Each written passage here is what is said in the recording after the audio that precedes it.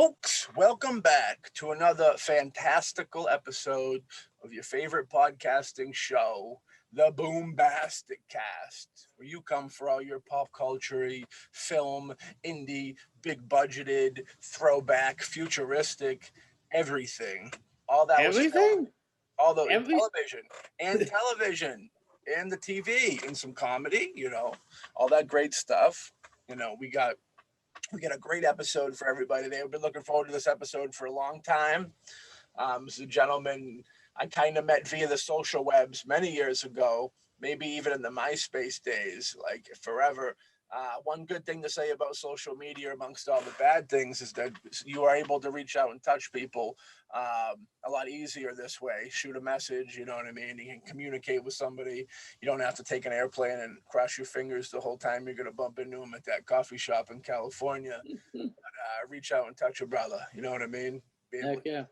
Get some cool stories, you know what I mean, of the rise. So without, I guess we should probably announce this guest, right? So with that being said, folks, the great Keith Coogan is in the building from such films as Adventures in Babysitting, Don't Tell Mom the Babysitter is Dead. He loves babysitting movies.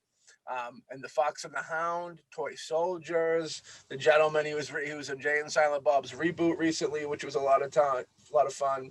He's in Python, you know what I mean, with our boy Robert Englund over there doing a big style. He got to work with the great Joel Schumacher, friends with Corey Haim, the late great, rest in peace. Television shows up the yazoo, you know what I mean? Doing it, you know what I mean? Really doing it big. All the way since a child. I know his grandfather was a real famous child actor. He was the kid from The Kid with Charlie Chaplin.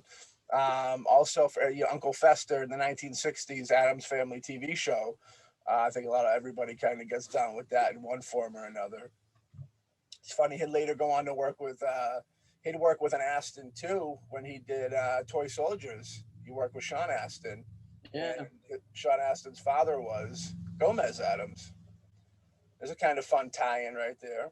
Yeah. You know what I mean? Yeah, he also worked with Will Wheaton, I believe, in Toy Soldiers too.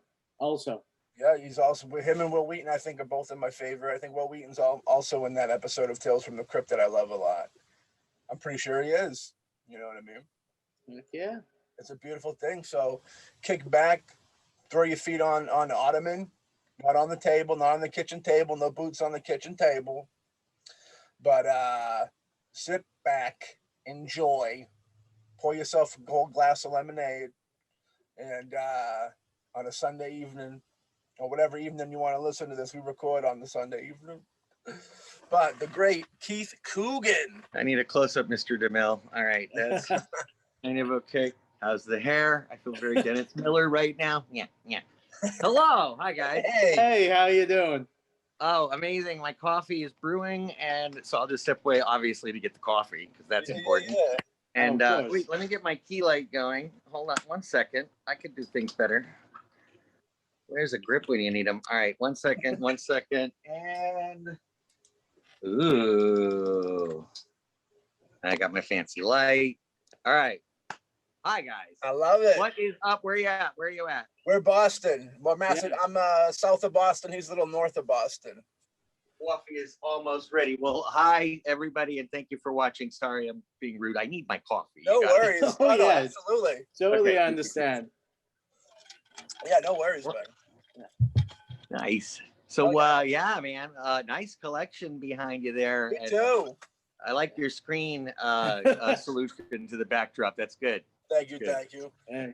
Alex keeps it very plain and I keep it filled. So we mess with people's eyes. The right eye sees the clutterness and the left eye sees the clean The truth is, you just don't want to see what's behind this curtain. That's It's true.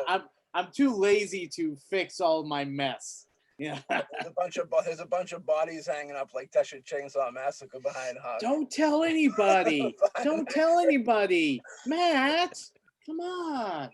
I'll delete it. I'll take it out. Don't worry. You're safe. There we go. Oh yeah, I got to get my my sign. Hold on, my sign is all out of whack. I gotta show my damn Pac-Man sign. All right, cool. My wife, Miss Pac-Man nut.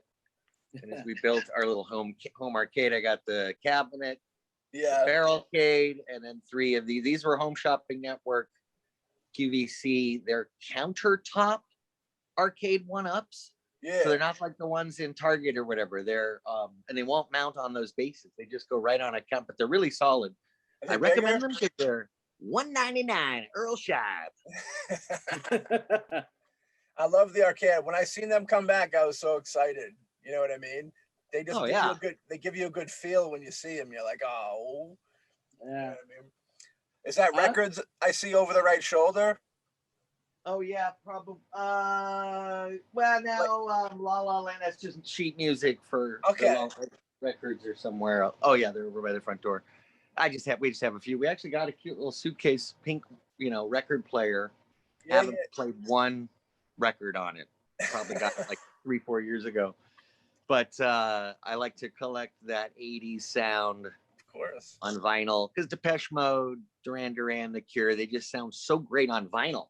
Yeah. Can't tell you. Oh yeah. Everything does, I think. Yeah. Yeah, honestly, I think Keith's got you beat, Matt, with with the cool backdrop, man. I think he might be upstaging you on that respect. I love that gigantic cassette. Well, this is not the man cave. This is my wife's arcade. Yeah, the arcade thing. Like I've tried playing on those little joysticks. Yeah. And Sega flashback discs, which are pretty good. Yeah. Pretty good. But nothing beats like these 1-ups just feel like it, takes you right back. And like there's a purists that are like, you gotta get a cabinet and a real thing, and the arcade 1-ups are crap, and you know why they're crap, and I'll give you 17 ways. And I go, well, they're fun, so go to hell. Yeah. Yeah, I used to work with a guy that refurbished them, and I was always trying to get him. Was it Wild and Crazy? What's the game where you drive the car and shoot the gun at the same time? I think it's called Wild and Crazy or something like that. I was trying to get him to get me one of those. Yeah, back in the day. I want Operation Wolf so bad. Yeah. Zombies Ate My Neighbors. Classic. Defender and Robotron. You got to have some of those. Of course. I see you got one of the bar table arcades off to right behind you. I love those. Like, I remember always going to the bar with the old man, and you'd have that. That'd be like your table would be the Miss Pac-Man or something like that. You know what I mean? I love those tables. Those are the best. Oh yeah, and the little barrel arcade, the 2-player sit down. Those were always in like Red Onion and Black Angus and those skeevy places my parents went to. Yeah.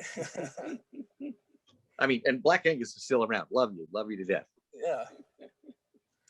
I enjoy Black Angus roast beef on my sandwiches.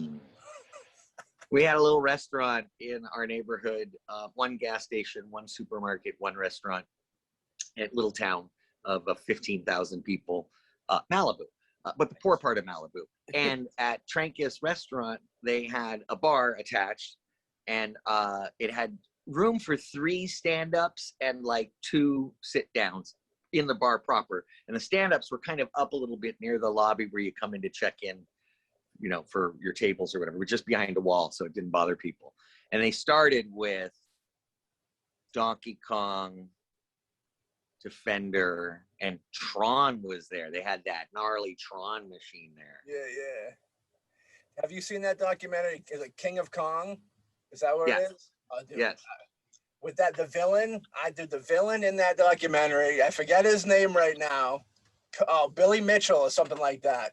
And he's like the greatest villain of all time. He takes himself so serious. It's the greatest.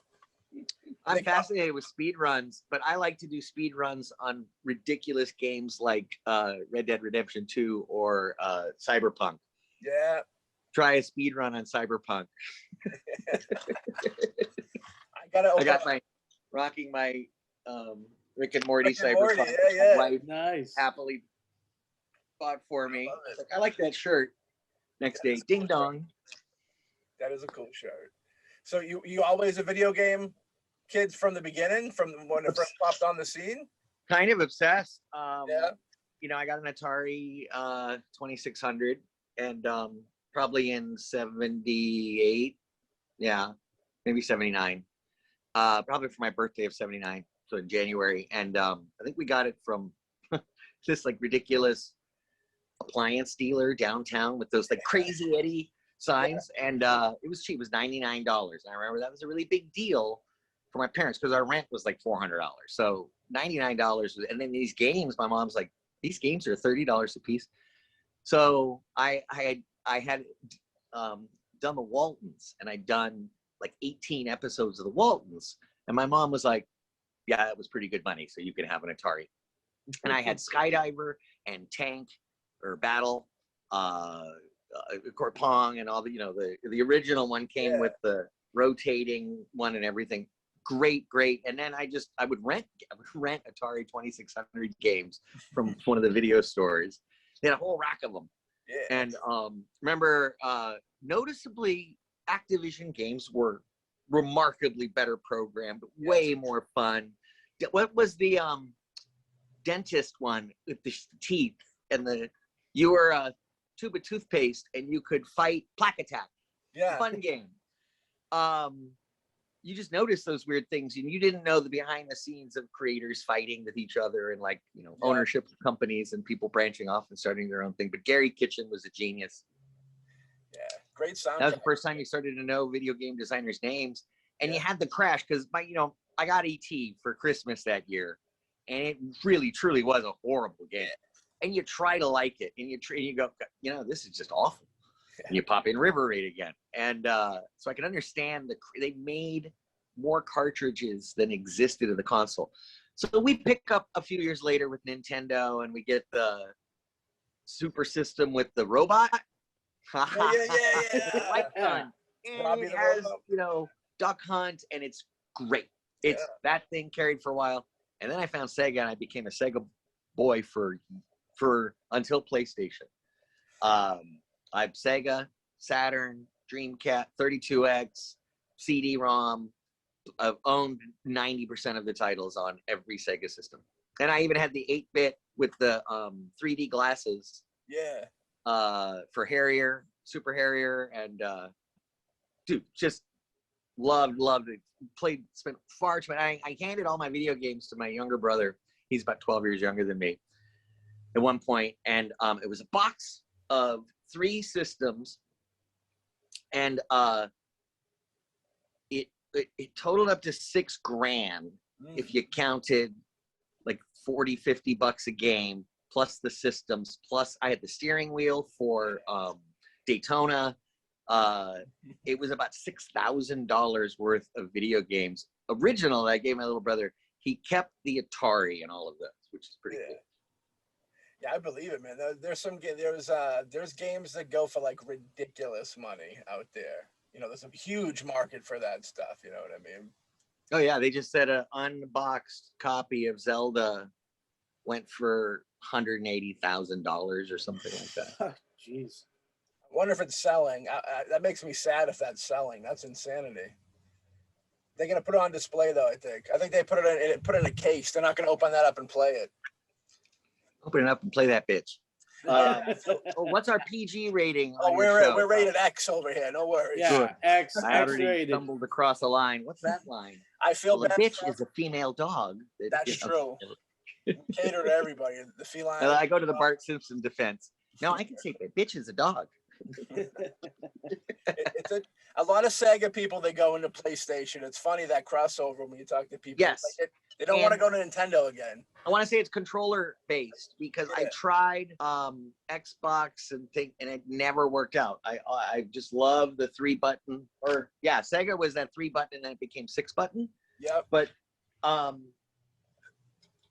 they went to the dual joystick for Sega for PlayStation 2 and 3, they started to go crazy with the joystick and triggers and all that stuff. Perfect design for control. And because some of the games you play, you have to do these machinations. I got to hold this while I'm taking this, and it becomes physical memory. And I think Red Dead Redemption 2 did it the best, where it feels like you're drawing a gun and putting it away and drawing a bow. It's awesome. Yeah, there's definitely a weird physical divide within gamers where there's the people that like that more technical controller, and then there's people that like the simple Nintendo style. You know what I mean? There was a Sega game, AHX Attack Helicopter, and it had 2 modes. It had easy mode where you can kind of just go up in a helicopter and it automatically hovers and you just move around. And then it had expert mode, which I couldn't stay aloft for more than 10 seconds. You had to really work every single control. And flight simulators, remember when those became huge? I was also into computers, introduced with the Trash 80, the TRS 80 in public schools, and then got an Apple IIc in '86. And our school had started to get the Apple IIes, tons of them, the big brown box. And so I took computer science in school first semester. Second semester, I was the TA because I was the one that knew how to load all the games and set them all up. And totally raped. We had a Taipei contest. You guys remember Taipan or Taipei? It's where you know, go from port to port and you have cannons and you pirates and you've got silk and opium. You're dealing silk, opium, gunpowder, all that stuff. And nobody in the class knew that while you're in battle, if you held down the space bar, it went boop, boop, boop, boop, and the battle was over instantly. Everyone else is cycling a 30 seconds of going through battle. So I didn't have any other strategy but regular random port. Actually, I love to sequentially hit every port and go back and get thrown off by typhoons.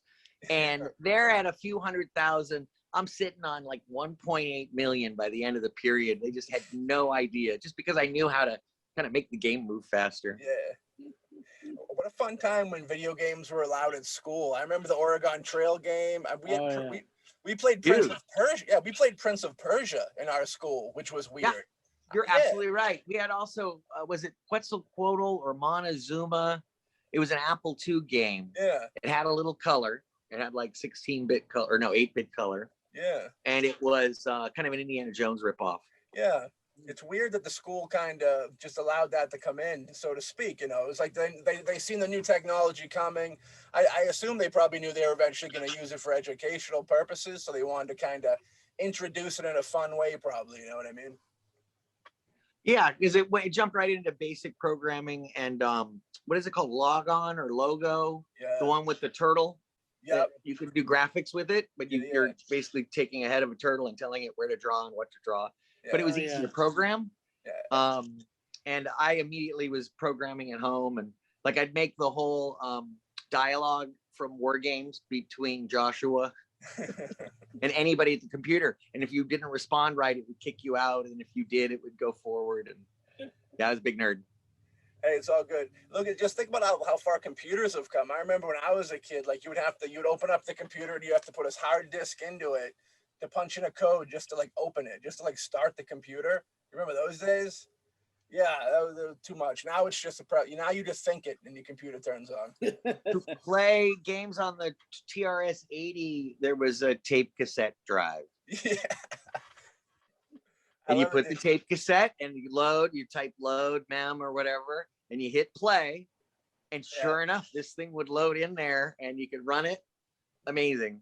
I never knew how to save. That was the problem. It was very hard to save and know where that file was going and how to pull it back later in another game. So you take the pain to load something on a TRS 80 and you're like, that's the game and that's what we're sticking to. Don't turn off the computer. Yeah. I got a friend of mine right now that's he's going back and getting all these older systems, and he's big into the Commodore right now, and he's got like the little floppy disk that you put it in, and like you can get halfway into the game, you got to switch out the floppy disk, and if the next floppy disk doesn't work, you're just like screwed. It's like technology, you know. I had friends that were real big sports people. I'm not that big sports. I'm a Dodger fan, Laker fan, Kings fan. I'm an LA, I'm a Boston guy. That's why I wear the hat. So we had NHL and all of the, hockey games, but then we had a baseball one that had a full season, but you couldn't turn off your game. But you could have multiple players pick teams, and when the game came up, they could play it. Or you could just have the computer play it, whatever, but it was a full season. But you couldn't turn off the Sega Genesis. So I had moved on to the Saturn, and I had the Saturn set up on a big TV, and I had a smaller TV on the floor on like a milk crate with just the Genesis underneath it. For a few months, one summer, we rocked a season of baseball. And whenever someone came over, we're like, "You're Cincinnati, you're up. All right, come on, sit down." That was a weird way to get around that. Yeah. Nice. And being a part of some really gigantic movies and TV shows during the time of all the video game come up, did you ever find yourself in a cool situation where you got maybe an advanced copy of a system or a game? You know, I don't know if like, Oh, you know what I mean?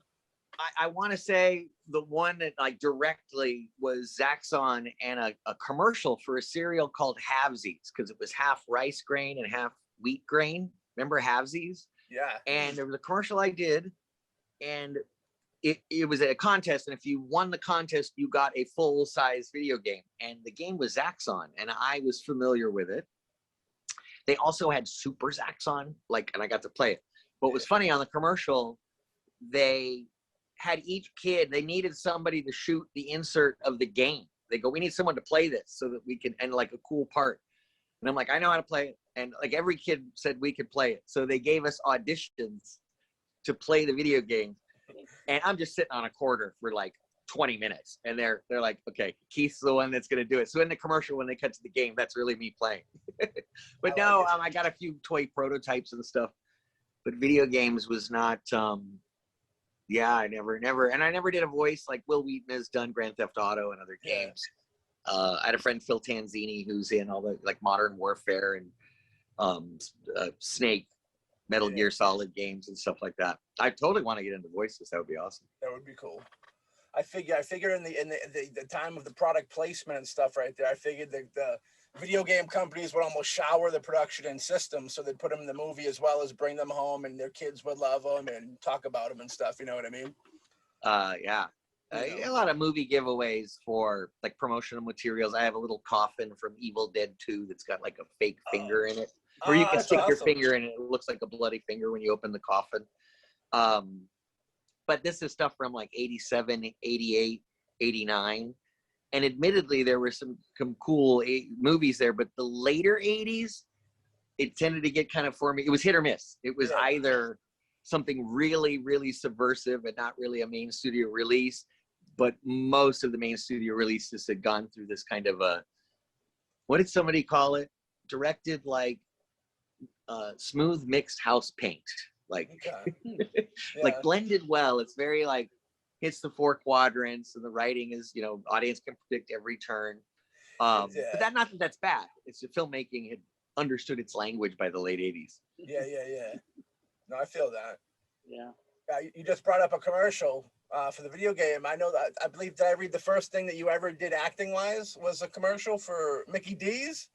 Yeah, for Mickey D's. First thing I ever did was non-union. I was a stand-in on a McDonald's commercial.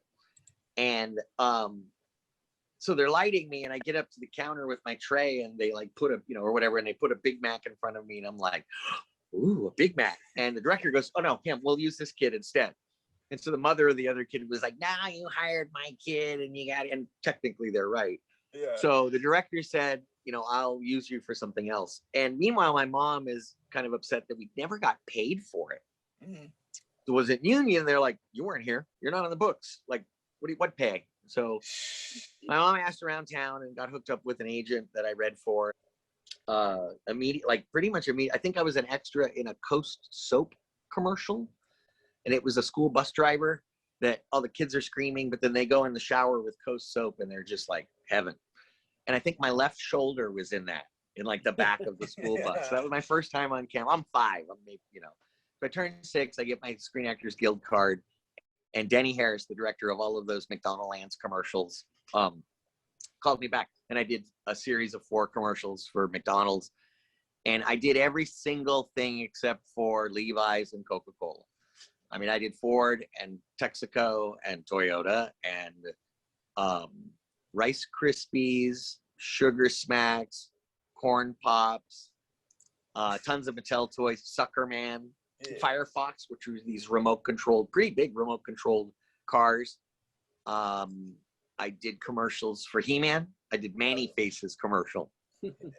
Sometimes we would sneak they're like, the toy isn't in production yet, but this is the prototype.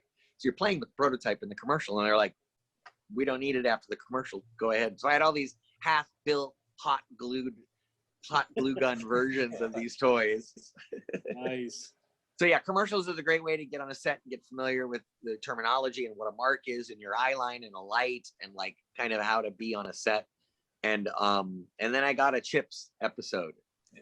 It was supposed to be 1 or 2 lines, but I hammed it up, and the directors kept going, more, improvise, more, and I just steal it's shameless scene stealing, but I didn't know at the time. Though, yeah. You got to So do then what I you wound gotta up doing do. 4 episodes of Chips over the years, different characters, until we did the Brat Patrol ones in the last season. And I was a little glasses wearing nerd in the Brat Patrol, wearing a little Chips outfit. Those were fun. And a lot of 80s TV and stuff after the commercials. Yeah, any ones that you like more? You did a whole bunch of TV, which I love. We love TV here over here, of course. Any ones that you want to dive into more than any others that you have real good memories from? Or oh wow, I mean, great memories from all of them.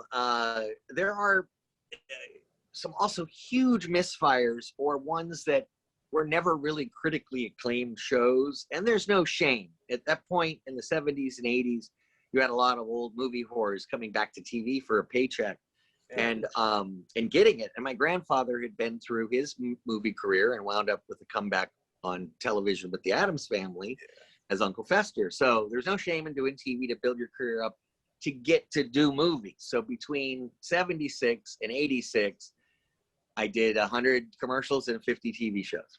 And the standouts were Mork and Mindy, the last episode of Mork and Mindy, with Jonathan Winters and Robin Williams. Laverne and Shirley. Cool. Heavy on the Shirley time. She played dual characters. She played a woman that looked like her new date's ex-girlfriend. So it's Cindy Williams in a blonde wig. And because they were kind of dueling at the time, their agents were counting lines in the episode. And Cindy Williams was playing double parts. They had to boost up Laverne's part in that episode. So I wound up getting babysat by Laverne, kidnapped by Lenny and Squiggy. And it's an amazing episode. And everybody I got to see, Carmine, everybody. And then Knight Rider was particularly fun for me because I shot it before any Knight Rider had been on the air. I had seen Knight Rider in special effects magazines or movie, film, more genre, more like Fangoria and stuff started talking about this sci-fi show. And I got it, and it was the 3rd episode. It was Good Day at White Rock. And it was shot on the Universal back lot in the Clock Tower Square. David Hasselhoff was awesome. He was a big kid. He was having so much fun doing the show. And him and I just played. We would play. We'd sit in the car and he'd be pushing buttons. He's like, turbo. And he talked really fast. I'm on turbo. Then he hit Norm and he goes, Norm, I am now Norm. I am Norm. He was absolutely the greatest guy to work with. And I did like the cool ones like Love Boat and Fantasy Island. And as a kid, you kind of like, oh, I'm going to go to Fantasy Island or I'm going to go on the Love Boat. No, you're going to go to Stage 20 on a 20th Century Fox lot. And, but you're used to that. A lot of time in the Waltons, I did a Little House on the Prairie, which I get a lot of notice for. I was a blind child that wound up singing towards the end of the episode, and it's not even my voice. So I did a lot of pilots for TV series, weird ones like Norma Ray, the television series with Cassie Yates. I did a series called Super Train, which almost bankrupted NBC. That was one of the largest budget series made at the time. They spent, it was a $10 million budget for their pilot, and they spent $5 million on the model train and the stages and the sets. It was like the big bus, but on a nuclear train that could go from LA to Chicago in 32 hours. I'm like, that's not that fast. I could make it from LA to New Orleans in 36 hours. So how many stops is a super train making? They should have put a cape on the train. The train needed a cape, super train, and a mask. We just lost William Smith, who was a classic Western actor. Yes, rest in peace. And I think it was the pilot episode for Tales of the Apple Dumpling Gang, the Gun Shy series. And he had broken ribs while we were shooting it. He got thrown from a horse or involved in a stunt fight or something. And he had taped up ribs, but he didn't tell anybody. And there's a part where this guy, this mean, evil, and he's the sweetest guy in the world. but he's the big bad guy. He kidnaps the two kids and he picks me, and I think it was Bridget Anderson at the time, up. Or maybe Sarah Gilbert. It was Sarah Gilbert. He picks us up under his arms like this and is carrying us while we're struggling and kicking through like kicking in doorways. At the end of one take, and we're in this like kind of upstairs set on the old Disney lot. They used to have a Western, really cool Western street. And he puts us down and they cut and he goes, oh, and I'm like, what's up, Mr. Smith? And he goes, oh yeah, I got a couple of cracked ribs here. And I'm like, what? How are they letting you do this? How are they? He goes, no, don't tell anybody, kid. So, in the 70s, there were movies like Hooper and The Stuntman. And there were like that men's man, Smokey and the Bandit, Magnum PI, mustache. So notice I got my 80s stash going. I love it. Yeah. That's when men were men. It was a thing where they were it was more of probably a worry of losing work. You know what I mean? Where they were like, well, we don't want to say we're hurt because they might get somebody else type deal, Can't show vulnerability. Exactly. Yeah, it's trickiness. Yeah, rest in peace. I heard he just passed. Great actor. Yeah. And he's getting a lot of love, and like almost more love than I see huge stars get. Huge stars get about 4 hours. Next day, nothing. You just see nothing about them, and they'll get like 24 hours of the news cycle and it's over. And I see him continuing to get a lot of love, which I think is great. Yeah, absolutely. It's good. There's like a remembering process that comes into play, which is nice because there'll be a group of people that have never even heard of him that'll be able to be turned on to his films and his work. You know what I mean?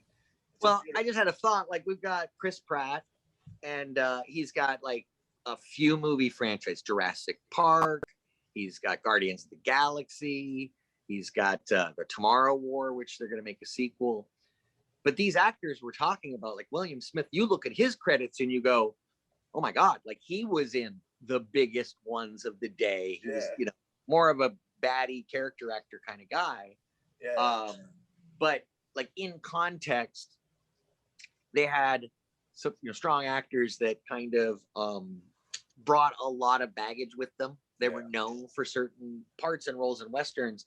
You cast them in something, the moment they step on screen, the whole audience is like, oh, I know what that guy's all about. Yeah. He's definitely one of them for sure.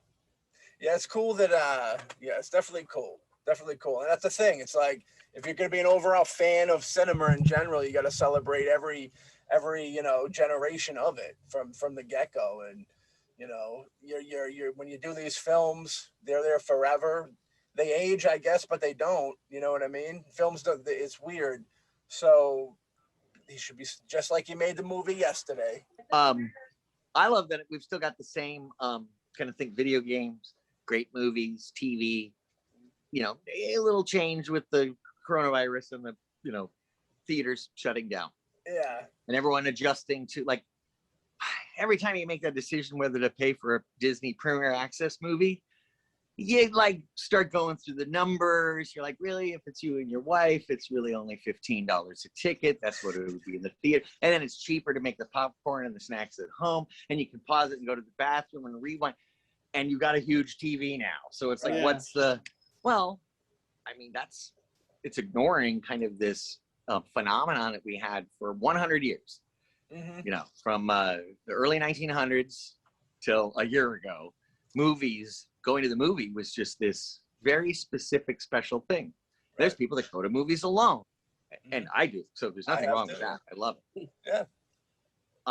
So that was a very radical change. And I think it's as radical as film itself, silent movie, talkies, color, widescreen, each like technical thing, digital, that changed a lot. But now we're changing really in distribution, how we consume it. Binge watching. Right. 5-6 years ago, you never heard the term binge watching. Right. Well, even you take TVs even bigger than movies now. Yeah. You know what I mean? Like Westworld was the first one that I really went, oh, this is written and shot feature quality, most episodes. Yeah. And after a while, you get strung along J.J. Abrams style and you kind of check out. I checked out of Westworld after a while. But I also was like 7 or 8 when the original Westworld and Future World came out. Yeah. And then they were playing on cable or on TV when I was 10 or 11 years old. They play like on Saturday mornings. for Yeah. kids. They go, here's Roman World for kids. And I'm like, Yikes. this is a great film. Yeah. And then a parent will walk by and go, hey, is that Yul Brynner? And you're like, yeah. He's like the worst robot. They're like, oh no, he's in Magnificent Seven and blah, King and I. And we're like, wait, I don't know what you're talking about. He's a really evil robot. Yeah. So Yul Brynner means something different to me than it did my grandparents and parents' generation. So where do you think the state of cinema is going, like theater wise? I feel like, you know, we're not going to lose theaters. We'll have a lot of art house theaters. You can go see throwback movies and independent cinema. And they'll always have kind of a, you know, it did take a hit with that digital thing, especially with COVID. Yeah, you got to see Julia Marchese's Out of Print. She's a great film on each theater has to convert to digital, and it's $100,000, $150,000 to get the projector. Bulbs are pretty expensive, and then getting the rights to archive films. Sometimes there isn't a digital print available. Blah blah blah blah blah.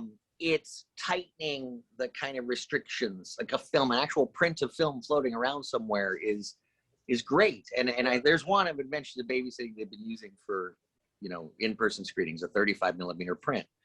And we know this print. I know where the cigarette burns are and all that stuff. And the noise pops. And I'm like, and it's a beautiful, no scratches. It's awesome. There's another print that's just destroyed. It's got discoloration on one of the reels, really bad scratches. And it looks like they trimmed one of the reel changes. So it just really jumps bad. Yeah. But I have a lot of warmth for that print.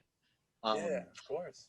You know, and you look at when you see movies released in the 80s, you'll have a range of between 800 to 1,000 to maybe 1,200 theaters for a huge release. Today, we're still talking 2,000, 3,000 theaters. Yeah. And also the economics have changed with the multiplexes, because I think they started doing this at Universal City Walk for the Cineplex Odeon there first. They'd have like 13 theaters, and they'd have Jurassic Park out, and it would sell out in 2-3 theaters, and they wouldn't have a lot of ticket sales for other films. And they could turn a key, get another digital rights key, open another theater, and go, we just added a showtime. Yeah. And before, you would have to have a physical print duplication of the cost of making a 35mm print and distributing that to 1,200 theaters doesn't exist anymore. There's a cost to make a digital capture, you know, digital cinema package. But even that, they're like, don't you have a QuickTime? It's just easier if we just play it off a QuickTime file. Yeah. I think the whole digital age where we're going is playing a part in Quentin Tarantino's decision to only make one more film. Yeah. I think that's really a thing, though. I think that plays a big part in it. Well, it's funny. I've looked at what he said on that, and kind of the way that you phrased it just now. After you work on movies, and especially if you do a lot of like B-movie, Grindhouse, exploitation. I did a lot of like, snake movie, a surf movie, a ski movie, a karate movie, and they're all for low budget, you know, film companies in LA. They're fun, yeah. And just everybody inevitably winds up working for them. But you're working with your friend, like PM Entertainment had done. Oh no, UFO had done, which is Tim Oland's company, had done Python. Yes. With Billy Zabka, Will Wheaton. I mean, it's old home week. Yeah. Wait, what was the question? Where were we? Oh, it was just a side question of Tarantino, the digital age. Oh, yeah. Helping take him down. When you're on a set, even the grips, even the cameraman, you're applying the same techniques, the same aesthetic that, you know, everybody really has been. You're doing the same job. Just on different projects over and over. At one point, you start hearing this quote, and the newer people they don't understand it. But you go, you know, we're just working on one. It's all one movie. It's all one movie. The art of making movies, once it is captured on celluloid or digital and then turned into a film, a narrative, it joins this kind of universe of films, and they all kind of have a relationship to each other. And you see how certain character actors play the same kind of character. They'll come back, you know, in other projects, like I just mentioned with William Smith, where it's like, oh, I recognize him as an Agent Coulson type. Yeah. He's pretty much always going to play that kind of type, and it's shorthand for an audience. That it is all one movie, because my essence, you know, I'm acting, but I'm also, my acting is using as much of me as I can, or finding as much as the character, and then kind of messing with the other actors. I just want to make it really personal, and like, because the audience feels that. They call it, oh, they have chemistry or charisma. And it's like, no, I'm just getting under the skin and getting that flash of like, you're an asshole in their eye. I'm like, that works. I love messing with other actors on set. And it does become like you're just working on, you've always just been working on the same project for 40 years. Mm-hmm. So when I hear Tarantino say he's going to make one more movie, how many parts? Yeah, good question. Yeah. How many parts? One more movie. One more movie. Does that, but that doesn't, I don't know. Because of that phrase that I've heard on the set, it's all just one movie. Yeah. I feel like there could be an out for him there. Yeah. He goes, actually, really, I don't know. The Vega brothers, this is really an expansion. It's an added act. It's Kill Bill 1.5. So it doesn't count as my, you know, Fellini 9.5. Yeah, So he's going to get away with some crap like that. I could see him counting 4 bellhops. Is he counting Grindhouse? I guess he does count Grindhouse, right? Yeah, with Death Proof. Yeah. Death Proof would count. Death Proof, yeah. See, that's a tough call, because for me, Grindhouse was one movie. No, I agree. I went and saw it in LA, and it was one movie. It was one of the greatest, like 3.5, 4 hours I've ever had in a theater. Yeah. I spent a lot of time at the Vista. I mean, at the New Bev when I was, you know, in the 80s and stuff, when it was the Tovalds, and they had the same clips of film. You know how Tarantino has those interstitials and let's go to the lobby and like the rated R with the type, those. I remember seeing those exact same clips of film, the actual clips of film in theaters here in LA that Tarantino has as a production and used in the work print for Grindhouse and his other films. Yeah. And that's the kind of, because he has a lot of cool obscure and expensive movie memorabilia. Yes. Yeah. Well, that's he's like, oh, I have this. I've got, you know, this is the cape from that. Here's Robert Shaw's body. He's like got actual things that are cool. Yeah. Well, that's the sad thing about Tarantino leaving, is like he makes these great films, but you got to look at the aspect of the film fan that he is and the cool things he adds to the films, like Grind. Who directed Poltergeist? Toby Hooper. Mm-hmm. They like to say Steven Spielberg, right? But now, who Batteries Not Included? That's a George Lucas, or is it Lucas or Spielberg? That's Spielberg. They produced it, I believe. Yeah, I think Spielberg produced it. Yeah. But George Lucas didn't direct it. No, I don't think but so. But it's still a George Lucas kind of film. Like, you know what I mean? You start to associate. Like Willow could be Ron Howard, but it's in my mind, it's more Luke. You know what I mean? There's like certain things. Exactly. I know exactly. So when he says he's not going to direct another movie, doesn't mean he's not going to executive produce or write one or frickin' do a extended limited run TV show. Yeah. We're going to get more Tarantino. And he saw the industry changing, that features are going away and it's about long form television. So that guy's got a script that he thought was unpublishable.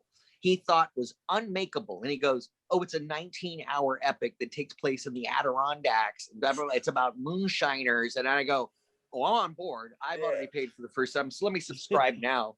So he is, and he'll probably metaverse it like Stephen King and Derry and, you know, what is that new one called? Castle Rock. Thank you. Castle, yeah. So to think that Tarantino couldn't pull off a TV version interconnecting every single one of his films, and that he wouldn't do that, is absurd. That's true. TV is a good medium for him. That's a good platform for him, because, like you said, he could do a 19-hour miniseries for sure. How's he gonna do Vanetta Green's daughter's story? Yeah. On a frickin' Netflix is how he's gonna do it. That's how we get to see all the other backstories intertwined. Daryl Hannah's still breathing. Yep. So we get some more time with her character.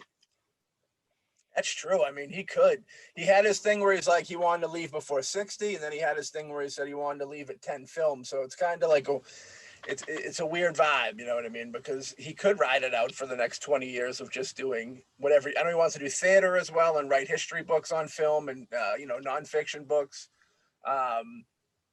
But yeah, I'll be curious to see where it goes. You a Quentin fan, I assume, right? Myself? Yeah. Well, there's two incidences that I'm such a huge fan. One, he had funded a re-release of Stairway to Heaven, which was a World War II a Guy Meets Joe kind of a afterlife pilot. You know, it's a really cool like black and white film, but he had been a part of a foundation that had put on a premiere to raise money for film restoration and stuff. And I think I crashed it. Don't ask how. Just go to the Santa Monica airport and walk into the party. So I see Uma Thurman. I knew Uma, and she goes, "We want to meet Quentin." Great. We're talking to Quentin, and we had gotten cigars, Davidoff cigars, and he's like, "I want to go smoke some cigar," and they gave us wood matches for it, but you can't smoke anywhere. Like we're in a big airplane hangar, and so I'm like, "I'll go smoke a cigar with you." So me and Quentin go out to the front, doors of the whole thing, and there's a couple of stand-up ashtrays and the marquee. And so we're smoking our cigars and chatting. And I look up and I notice that his name on the marquee is obviously a paste over job. It's like, a piece of canvas put over. And it says so-and-so, Quentin Tarantino and so presents Stairway to Heaven. I go, I wonder whose name you're covering up. And he goes, me too. I go, so we move one of the tall ashtrays over, like, those tall ones. And I hold it while Quentin stands on it and climbs up. And he climbs up and he lifts it off. And it says Martin Scorsese. Oh. He puts it back down and he goes, "Yeah, I'm dead." He was like, Quentin Tarantino was because he's like, my name was now over Martin Scorsese's. So that moment, and then in Inglourious Bastards at the theater, they talk about the kid, and I think that means he knows who Jackie Coogan is. Yeah. He knows the story. If he's familiar with the kid and knowing his knowledge of film. So I need to have another conversation with him since I've seen Inglourious Bastards. Yeah. And maybe try to get into that last movie. I would love to see that. That would be awesome. Yeah. For sure. Let's talk about a little film called Adventures in Babysitting, shall we? Directorial debut of Christopher Columbus, if I remember correctly, right? Absolutely. He had really legit credits as the writer of Goonies, Gremlins, and Young Sherlock Holmes. Yeah. So he was a baby Spielberg. He had yet to do Home Alone with John Hughes, so he didn't have that kind of connection yet. But I think that he embodied that John Hughes vibe. I was posting about Adventure Babysitting because it was the 39th anniversary a week ago, and somebody goes, "I just love all John Hughes films." And I'm like, John Hughes had nothing to do with it, but we appreciate that because it's in Chicago.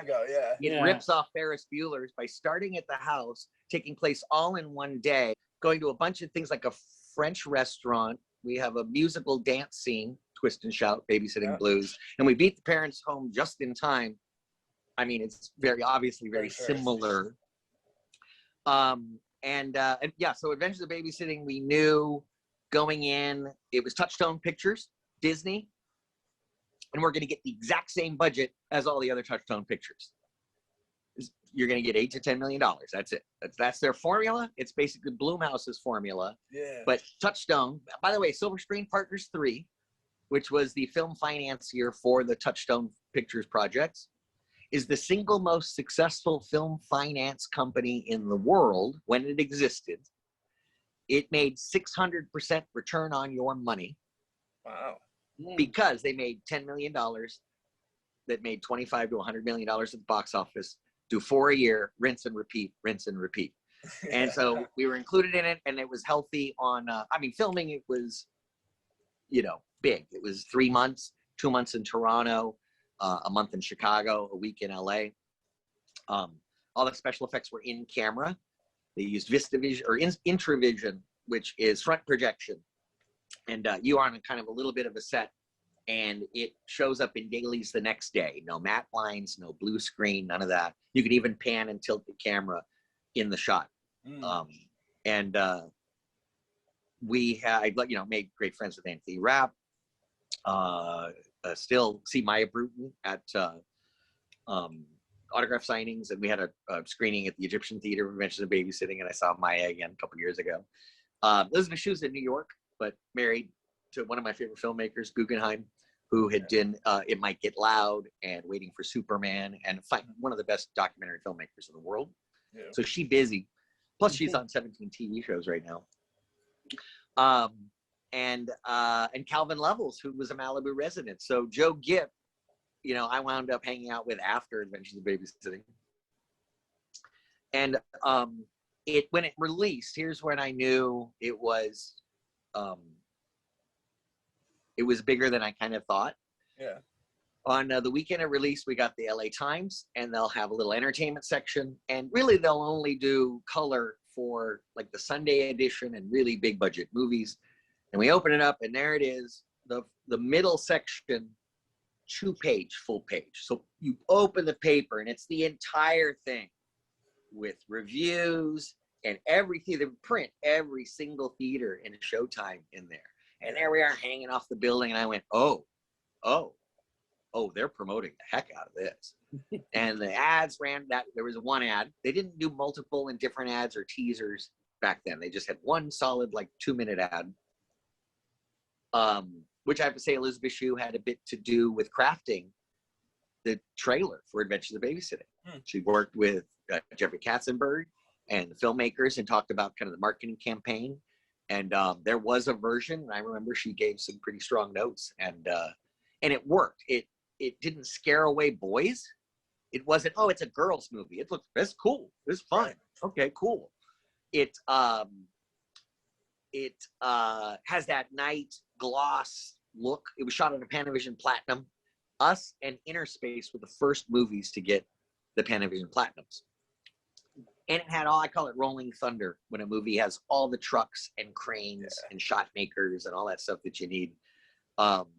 And time and sets built and lots of shooting on location and night shooting. Night shooting is really expensive and tiresome.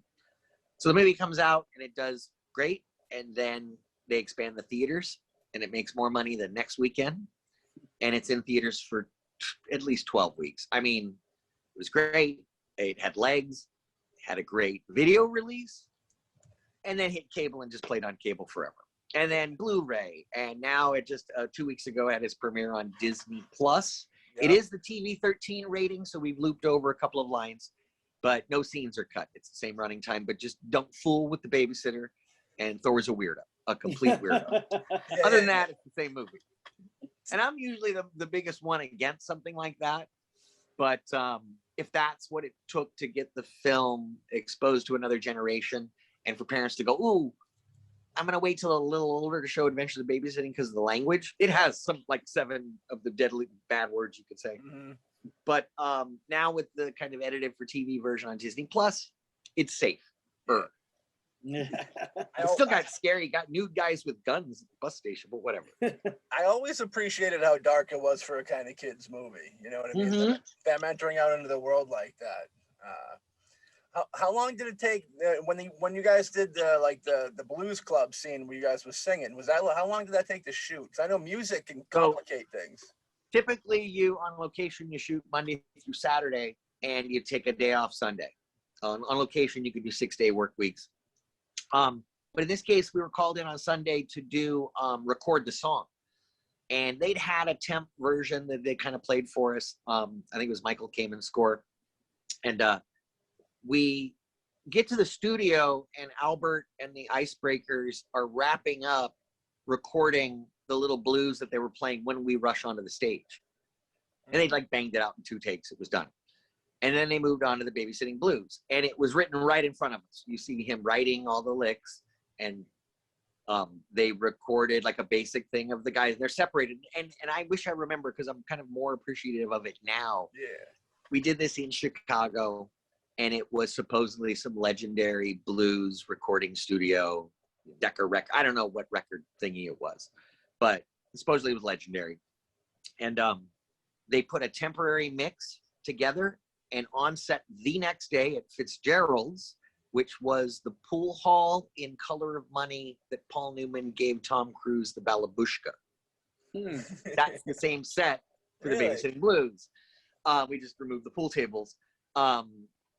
It took 2 days to shoot, so Monday and Tuesday, and They had 3 cameras, one in the back on a dolly track, just kind of slowly going back and forth. And then, you know, crowd shots and around, and we did it. And Monica Devereaux, which was Chris Columbus's wife, you know, as soon as we reached Devereaux Street, you and your girls hear a dead meat. Well, Monica choreographed the opening song, and then He Kissed Me with Elizabeth at the top of it. She plays the runaway prostitute when we run on the river, when we see the runaway. That's Monica. And then she also choreographed our like baby baby dancing in the back. Yeah. We shot that in 2 days. So it was overall, it took 3 days. They shot 13,000 feet of film. Most films released are, you know, 10, 11 reels. They're about 11,500 feet of film. So we shot enough to put together a whole feature, and it cuts down to that 3.5-minute segment. And they even added 8 more bars, because at the end of the song ends, but we're kind of, you know, high-fiving as we're running out. So they just looped a little bit of the end. And if you listen really closely, you can hear the bars that are kind of repeated as we're running out the door. And then the bad guys are stopped, and nobody leaves this place without singing this blues. I believe that the first live action appearance of Thor was in that film, even before the Incredible Hulk TV movie that they made with him. Yeah. You know what I mean?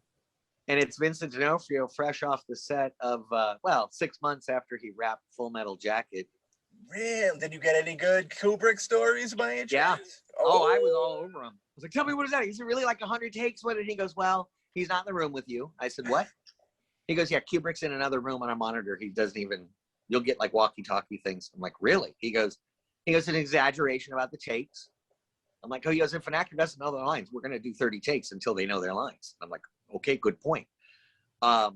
He said it was great. He said it was, you know, and it's everything you want when you're like this talented theater actor and like a serious studier of method acting. And he's putting the same amount of commitment to playing Thor disguised as a garage mechanic, Dawson, as he did as Gomer Pyle. And so I appreciated that. He never broke character, really. He always was grim and rough and just would never smile. And he made Maya, I know that Maya would do the close-ups, and he'd look at her in the eye, and she'd just kind of like crack up because it's so intense. But she went right there. She cried, really cried, and it works. I just love it. I see one mistake though. Somebody hit a flag, and there's a shot of the 3 of us sitting there looking at Thor, and you see a shadow on us that kind of shakes, and I'm like, somebody kicked a flag. But that had a Doberman sequence when we first walked into Dawson's garage. In the script on the day we showed up, we expected the first part of the day to be the Doberman sequence, where we walk in and immediately you hear rah, rah, rah, and chains, and these 3 Dobermans come at us and just get stopped by the collars. Out! And then we have to like find a way around them. Maybe Daryl had some snacks. I don't know how we got around them. And then we get to where Thor comes down. And we get to the day and we go, where are the dogs? And Chris Columbus goes, yeah, we're not doing that. And it was negative 80-degree wind chill in Chicago when we shot it. We shot some of the exterior on Lower Wacker Drive, but Dawson's garage was just a regular, you know, single-story garage structure out in the middle of Chicago. And they said the wind chill was negative 80 degrees that day. Whoa. I'm like, that's not possible. But my eyelashes froze leaving makeup trailer, walking 30 feet into the interior where we were shooting, and my eyelashes froze. So it was dang cold. Yikes. Damn. Yeah, Adventures in Babysitting is by far one of my favorite movies of my youth. I still watch it to this day. I mean, I can't get enough of it. I mean, everyone in that movie, from, you know, the stars to the, you know, supporting characters. I mean, it was a beautiful little bit of cinema right there. I just loved it. Love that movie so much. A lot of people love that. Yeah, you know, yeah. My mother and aunts all love it. You know, we bonded over that when it was just me and my mom and my aunts living in the house. You know, that was one of their flicks. You know what I mean? You know, beloved film. Oh yeah. You know, that also was produced by the late great Deborah Hill. You know what I mean? Who You know, Deborah Hill and Linda Oak partnered for, I think, 3 films. Fisher King was one of the other ones of them. Mm. Deborah Hill had access to Halloween, so Yes. we've got a bit of Halloween on the TV behind us. Yep. Although she couldn't use the sync sound rights, so she has 2 clips of Halloween and she swapped the sound on them so that one sound clip is playing over the wrong visual, and that's how she got around the visual sync license. Oh, good boy. And then she goes, I own the film, Nice. so I can do it, but I don't own the audio synced with the video and then projected, because that's a distributor that owns it. But she owns the master of the picture and she owns the master of the sound. She just can't put them together. So we got to put a little bit of John Carpenter's soundtrack and the soundtrack and the visual of Halloween. And I didn't know how much, you know, that Deborah Hill was the hand at the beginning of Halloween, the point of view in the mask. Yeah, When the hand comes up and stabs, that's Deborah Hill's hand. Yeah, she co-wrote it. She like wrote all the dialogue for the babysitters and stuff like that. She plays a crucial part in that franchise, and it's so sad that she's not around anymore, because she would be getting gigantic praise right now for it. You know what I mean? So it's sad. She still is getting gigantic praise for it. I love that everybody's familiar with Deborah. Her father is in Adventures in Babysitting. Oh, really?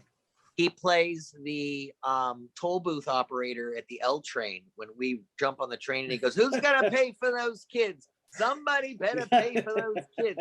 That's Deborah Hill's dad. I love That's it. a good one. Linda Opes had produced Interstellar. Yes. Linda is in the French restaurant scene as an extra at a foreground table dining, and as soon as the kick happens, you can see her go like, oh my gosh, oh my gosh. But they were amazing. Nobody even batted an eyelid, because it was very male kind of dominated in Hollywood. Yeah. And here we have this young director. And Chris was kind of upset because he failed to beat Orson Welles' record of directing a movie at like 24 or 20. Yeah. I don't remember what it was, but it was like a year or 2 off. I'm like, Chris, relax. Okay. Yeah. Still like the youngest mainstream big budget movie director in modern history. Yeah. Wonder Kid. Absolutely Wonder Kid. Yeah, for sure. I know you compared, people had comparisons to the John Hughes films, because I mean, at that time, anything teen or kid comedy of quality was being, you know, attached right to John Hughes. Did you ever get a chance to meet John Hughes? I mean, he's a king of the 80s, I feel, writer-wise, king. I auditioned for 16 Candles and for Farmer Ted, the geek. I never got a chance to meet John Hughes. That's cool audition. That's a huge film. Yeah, John Hughes, man, gone way before his time too. Rest in peace. Oh yeah. It's one of those things, man. It's unfortunate. Cousins, you did Cousins, of course, with Joel Schumacher. We love Joel Schumacher. Love Cousins. You got any stories about the Cousins, the making of Cousins? Cousins was shot in Vancouver, and there's a note on IMDb that was part of the. It inspired other filmmakers to use Vancouver as a film location, because we used Horseshoe Bay and Stanley Park and the downtown area and just like shot the heck out of it. And to this day, I see sets.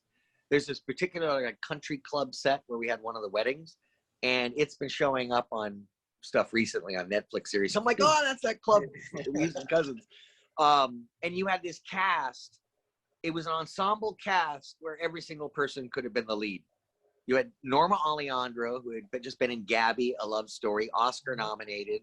You had Sean Young, William Peterson from Manhunter and To Live and Die in LA, a man's man. Ted Danson. You had Isabella Rossellini. By the way, David Lynch visited the set of Cousins. Oh, nice. How'd that go? I died that day. And then the great late Lloyd Bridges, capping off this amazing cast. And Joel Schumacher, one of the most versatile, he can direct any genre. And he was like, I'm going to do a romantic comedy. No one's going to die of cancer in this one. Are you promise? Dying young. I'm looking at you. He goes, no one's going to die of cancer. Okay, cool. And you know, it's funny. We have 3 weddings and a funeral in Cousins.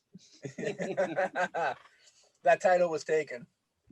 Oh, Hallmark movies. There's the house that George Coe dies at. George Coe, which was originally in the first season of Saturday Night Live. You remember him? Yeah. He dies. I think he played one of the dads or whatever. So he has a heart attack. But at that house, that funeral house, is this house in Vancouver that, you know, it's beautiful, and it's got this huge green yard that looks out onto a lake, and they're like walkies with boats in the back, like sailing boats out of the lake. I mean, just obscenely beautiful location. And I see that keep popping up on Hallmark movies. I'm like, oh, it's the cousin's house. Joel Schumacher directed. He didn't use a monitor, and he didn't really look in camera. He trusted Ralph Bode, who shot Bring on the Night, the Sting concert film of like Dream of the Blue Turtles era. And he was just a really like solid filmmaker, like Rick Waite, who was the director of photography for Revenge of the Babysitter.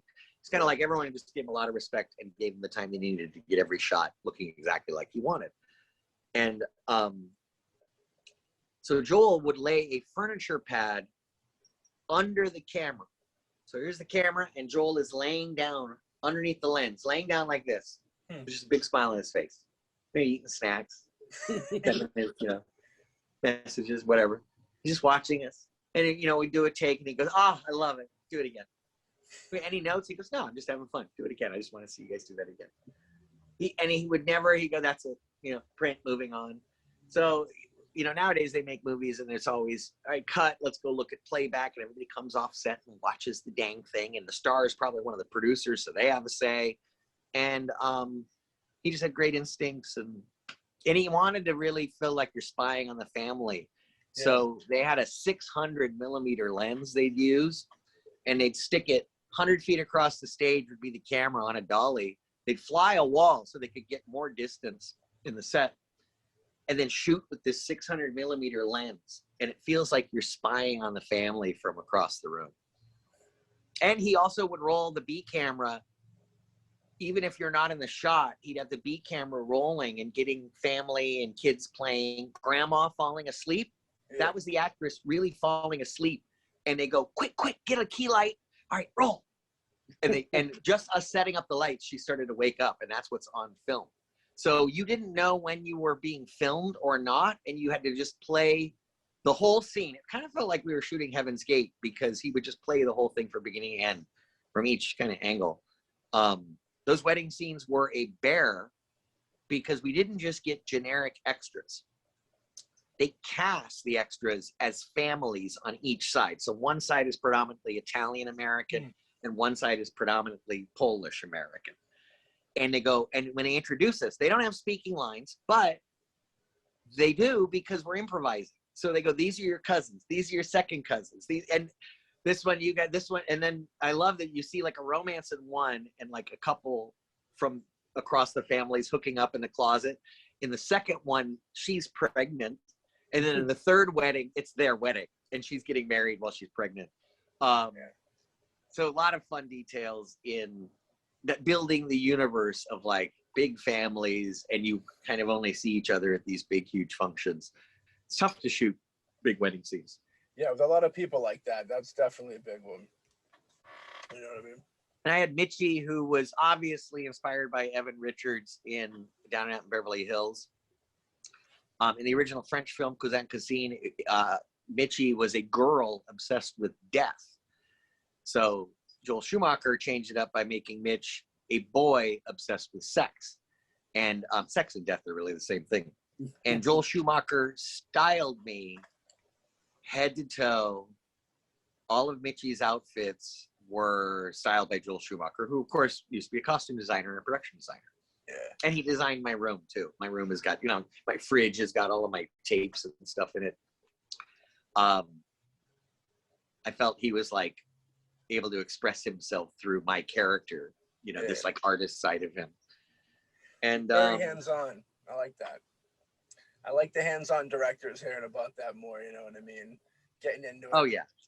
And I love Kubrick to death, my favorite filmmaker of all time. But hearing the thing about him sitting in the other room is like, because he I just learned Dorian Harwood I just read the story. Did you know about this story on Full Metal Jacket? Which one? About Dorian Harwood, who got terribly sniped in front of everybody in the third act. Remember, they're watching him just get sniped over and over again. Yeah.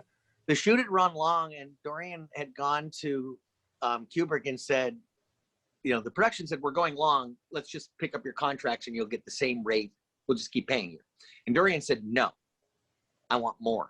And Kubrick said, what?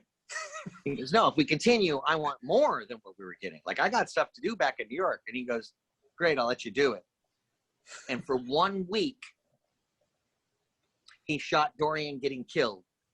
And he said, I shot him for every day that he was getting short on his contract. For every day, I put another squib in there. Every single, and he just kept, he's like, come on, enough is enough. They're like, nah, this looks great. We're just gonna keep shooting you getting shot for a week. I remember in Toy Soldiers, one of the terrorists had kind of upset the producers. And so they did double loads of the squibs and kind of extra ones. And so when he gets shot on screen, it's particularly violent. Yeah. They kind of did that as retribution. Don't mess with the producers, man. Dude, Toy Soldiers, another great film. You know what I mean? Another kids film, like it's kids, but it's dark. You know what I mean? You know, terrorists overrun a school to get a judge's son. You know, and you guys gonna save the day. Andrew Divoff, of course, magnificent from The Wishmaster and other films. Absolutely magnificent. Andrew is the greatest guy in the world. Yeah, we love him, and he has mentioned that playing Louis Cali was his favorite role. It looks like a lot of fun. He looks like he definitely has a lot of fun with that character. You know what I Oh mean? yeah, he liked to be scary on set. I remember, he wasn't upset, but there's a scene where he's lecturing to everybody and he's telling us the rules that if you're missing or and if you touch the wires, they will explode. And the first time we did that and filmed it, nobody knew that he was going to shout. And he went, they will explode. And the kids, everyone jumped. They're just like, oh my God, keep an eye on this guy. He's going to go nuts. So when we did the second time, that surprise was gone. Yeah. But he committed to the same. So I saw that, like, you know, I'm sure he hoped that there's probably reasons why they couldn't use the first take. The sound spiked too much when he yelled or something. They're like, okay, now we know what you're going to do. So he brought little surprises like that. He brought I love when he goes, he's beating Sean Astin, and he's talking to Will. He's talking about, you know, respect your father. I respect your father, even if you don't respect your father. And he's beating Sean Astin. He goes, well, this is what, you know, happened to me as a kid when I kind of would jag off a little bit. I would get beat. Bam! And he starts beating Sean Astin. You kind of get like, it's not his fault he's a bad guy. He's just trying to free his dad from prison. No big deal. Yeah. You and Sean Astin ever talk about the Addams Family days with that connection? Yeah. I mean, you both have those great connections to the Addams Family.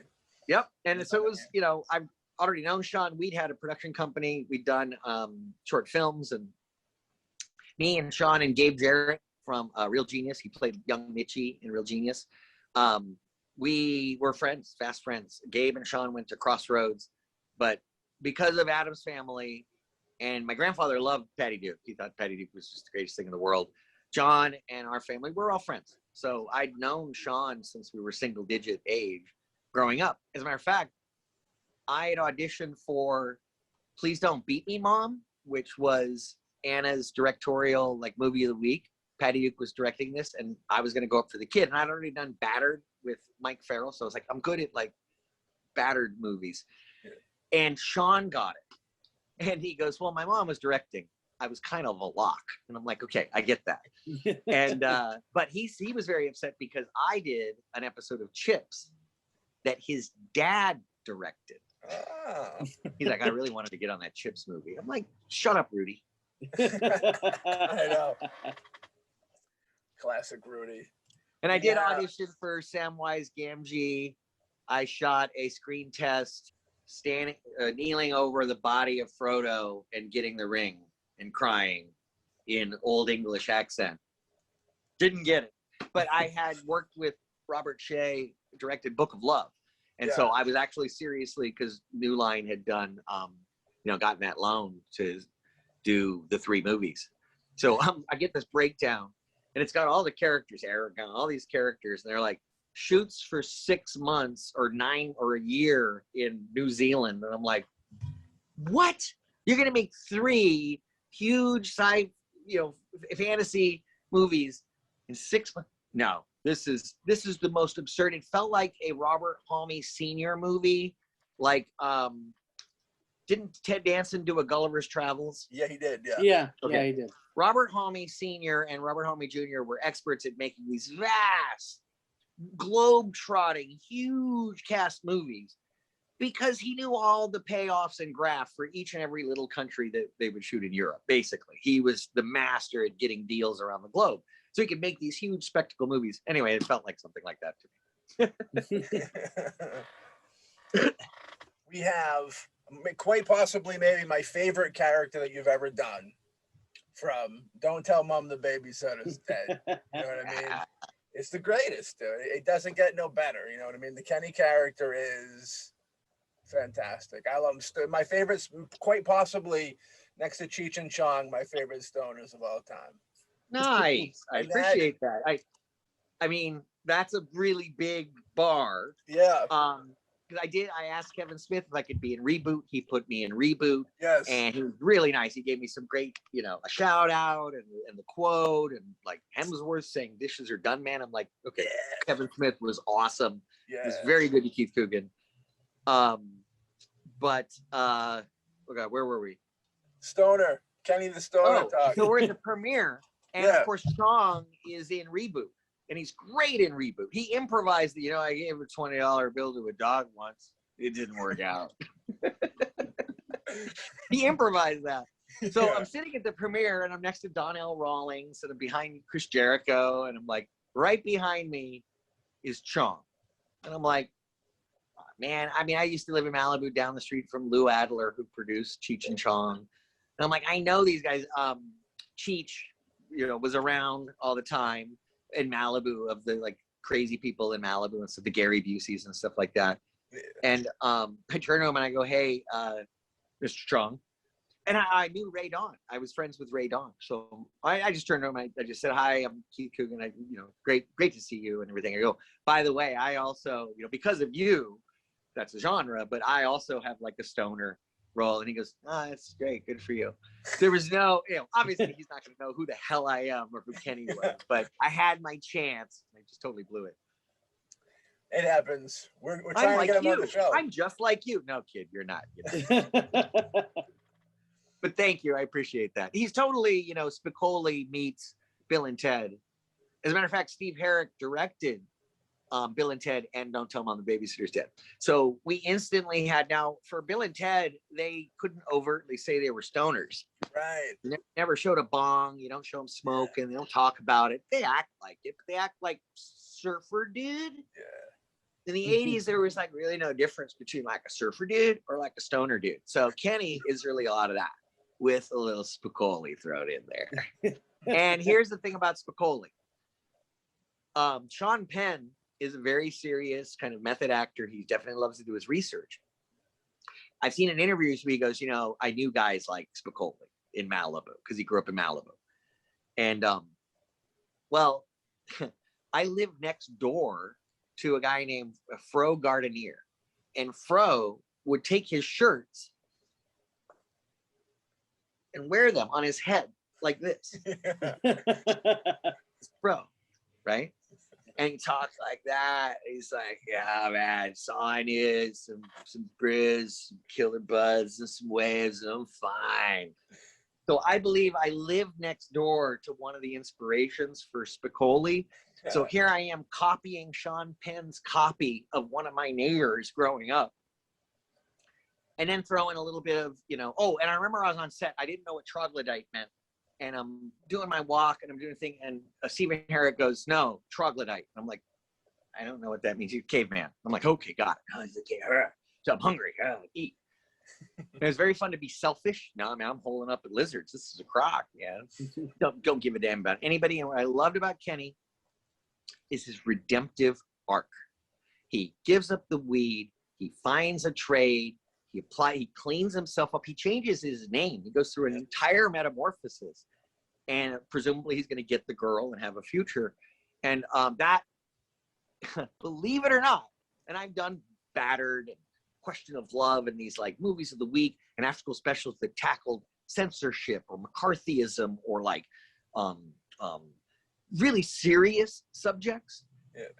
But the number of people that have come up to me and said, hey, I was like a layabout and like totally just got Kenny. And like, so I went to culinary school and now I'm a 5-star chef at a resort in Miami. This isn't a singular time. I have been approached several times at conventions. I've gotten emails, letters from fans. Dozens of people actually did a Kenny and learned cooking, and now that's their trade. So I didn't think that Don't Tell Mom was going to be the movie that actually affected most people's lives as much as it did. They go, don't tell my drug dealer around here no more. I like that. That's cool. That's a positive thing. I mean, you know, that's great that you get those stories. The fans come up and tell you that. That's awesome because you're making a bigger impact than just entertainment at that point. You know what I mean? Which is the most important thing any of us can do is try and make someone's life for the better. You know what I mean? Up it a little bit. So that's awesome, man. I think as well. I think Christina Applegate was a great example for young women. There's no glass ceiling. You can own a company. You can be creative. You can own it. At the end, she fesses up, and they're like, "That's okay." They praised me for hiring a teenager for market perspective. Honestly, there you can get it together and clean up the house and take care of the kids and like be a better mom than mom is. And so it was a, you know, what do they call it? A teen wish fulfillment fantasy, you know, movie. Yeah. And most of the movies at the time, parents left town, everything fell apart. Oh my, what a disaster. And oh, the parents are gone. And so the writers were very, very to the point. They go, actually, what if we did a movie where the parents leave town and the kids get their shit together? Yeah, I never thought about how ahead of its time it is with that like single mother type aspect. Oh, and she gets sexually harassed at work. Yeah. She gets ignored for being a woman. And she gets to kind of put them in their place. Look, Bruce, when I have those numbers done, I'll go ahead and you know, fetch you. They have them run up and fetch them. Yeah. I love that there's women supporting women. You got Rose. I'm right on top of that, Rose. Joanna Cassidy in, you know, arguably one of my favorite roles of Joanna Cassidy. And I mean, when you could choose between Blade Runner and Who Framed Roger Rabbit, or, you know, and she says that she's most approached with people coming up and going, I'm right on top of that, Rose. Thousands of people have come up to her. She goes, it's the most she's talked about. The role that everybody loves is Rose Lindsay. Yeah. And it was a big risk. She's, you know, she really laughs like that, by the way. You'd know when Joanna Cassidy was on the set because you'd hear this snorting. And you're like, Joanna's here. And she does. And we were in hair and makeup together early because we both had wigs. So I had this like hand laced, you know, wig, and Rose Lindsay had wigs. So we'd get in hair and makeup early in the morning. Hey, how you doing, Joanna? What's up? Good morning. Hey, how you doing? Drinking our coffee or whatever. And then like a half an hour later, Christina would show up for her makeup. That character is a great character because there are moments where like I feel like her likable level goes up and down. Great performance, but I think there's almost parts where you're not supposed to like her as much as you do type deal. You know what I mean? Yeah, you don't really trust her, I think, at parts. And she is that kind of threat of, is she going to get caught with thousands of dollars of petty cash missing? Would Rose Lindsay come down on her? And her cover was brilliant. Bodacious ice sculptures, DJ services, party lights. And it's like, it's all the crap that me and Skull and Lizard and Hellhound had sitting in one of our garages. Yeah. But to be able to bill it back to GAW, that's genius. Yeah. Dishes are done, man. You know what I mean? Creole mushroom, boss lady. Dishes are done, man. I love when the babysitter dies just by looking at the pictures on your wall. That makes me laugh so hard. I agree. I think Kenny's room killed the babysitter for sure. Oh, absolutely. The teeth chattering with the naked. I never met her. And later we drop her off at the mortuary and she goes, you know, God, you know, she was so nice and everything. And I go, yeah, she was a great babysitter. I left the house before she even showed up and I never saw her alive. So in essence, she was a great babysitter. She was a great, exactly. We left our money on our babysitter. We'll go get it from the old hag. Every line, every other line in that movie. I mean, literally, there are 5 absolutely quotable, priceless lines. What about donating blood? You have to be 18. What about dad? Dad doesn't care. I mean, there's just, and they drive by so fast, the dialogue. What if we hack off her head? You know, go get the tape measure thingy. Shut up, you're not my babysitter. That's right, the babysitter's dead. Now go get it. Did you have any, did you get a chance to meet the young David Duchovny? What's that? A young David Duchovny? See, this is so great because David, so for the first week of shooting Don't Tell Mom the Babysitter's Dead, they were using a warehouse in the Valley, kind of in Glendale area, Burbank. And it was, they built the interior of the GAW offices, the lobby, the elevators, the reception desk, Rose Lindsay's office, Gus's office. You know, they basically built like a little one floor of and they had backdrops out the windows and stuff like that. And I'm on contract for the film. So it doesn't matter whether I work one day or every day, it's the same amount of money.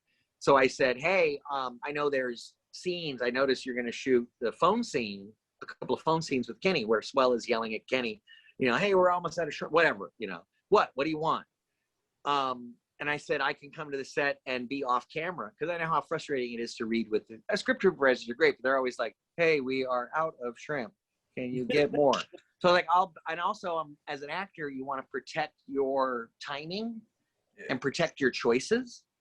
And I want to be involved in that. I don't want someone else making a call. Oh, he went really big and yelled really fast here. And so she's reacting that way. And I go, no, I kind of want to be involved. So I said, I'll come down. And I set up a little honey wagon for me.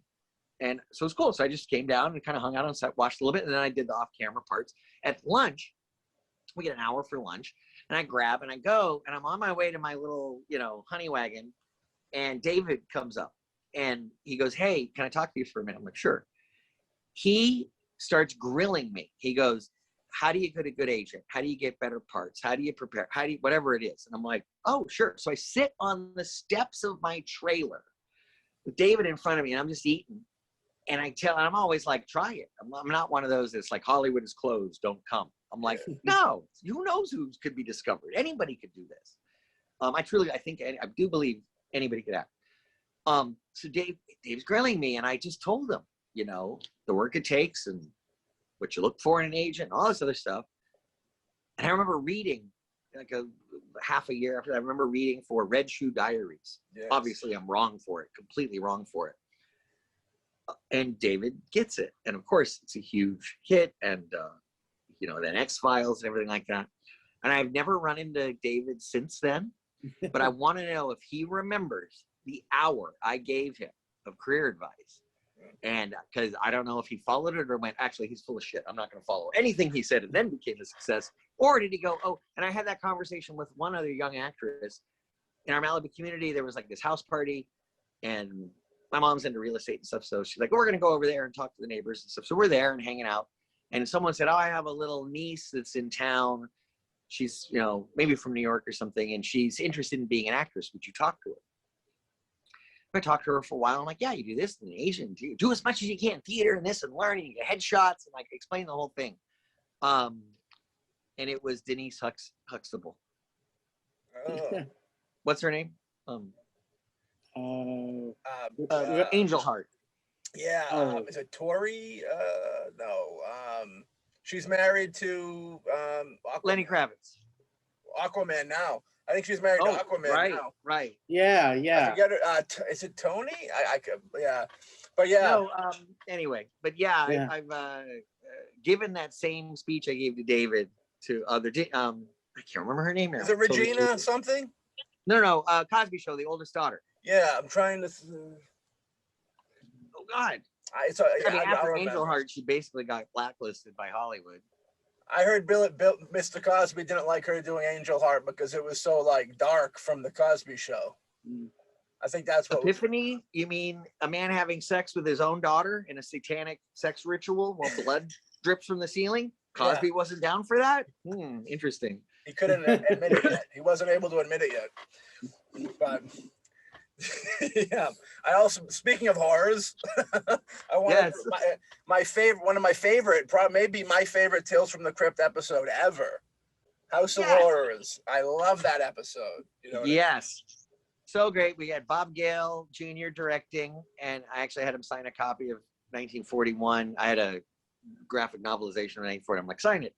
Yeah. Huge fan. He's incredibly subversive. I'm going to do it my way and screw everybody else. And he's just, you know, he's sick. It's fun. He's a good sick, but he knows how to get that in there. Yeah. We were shooting an episode.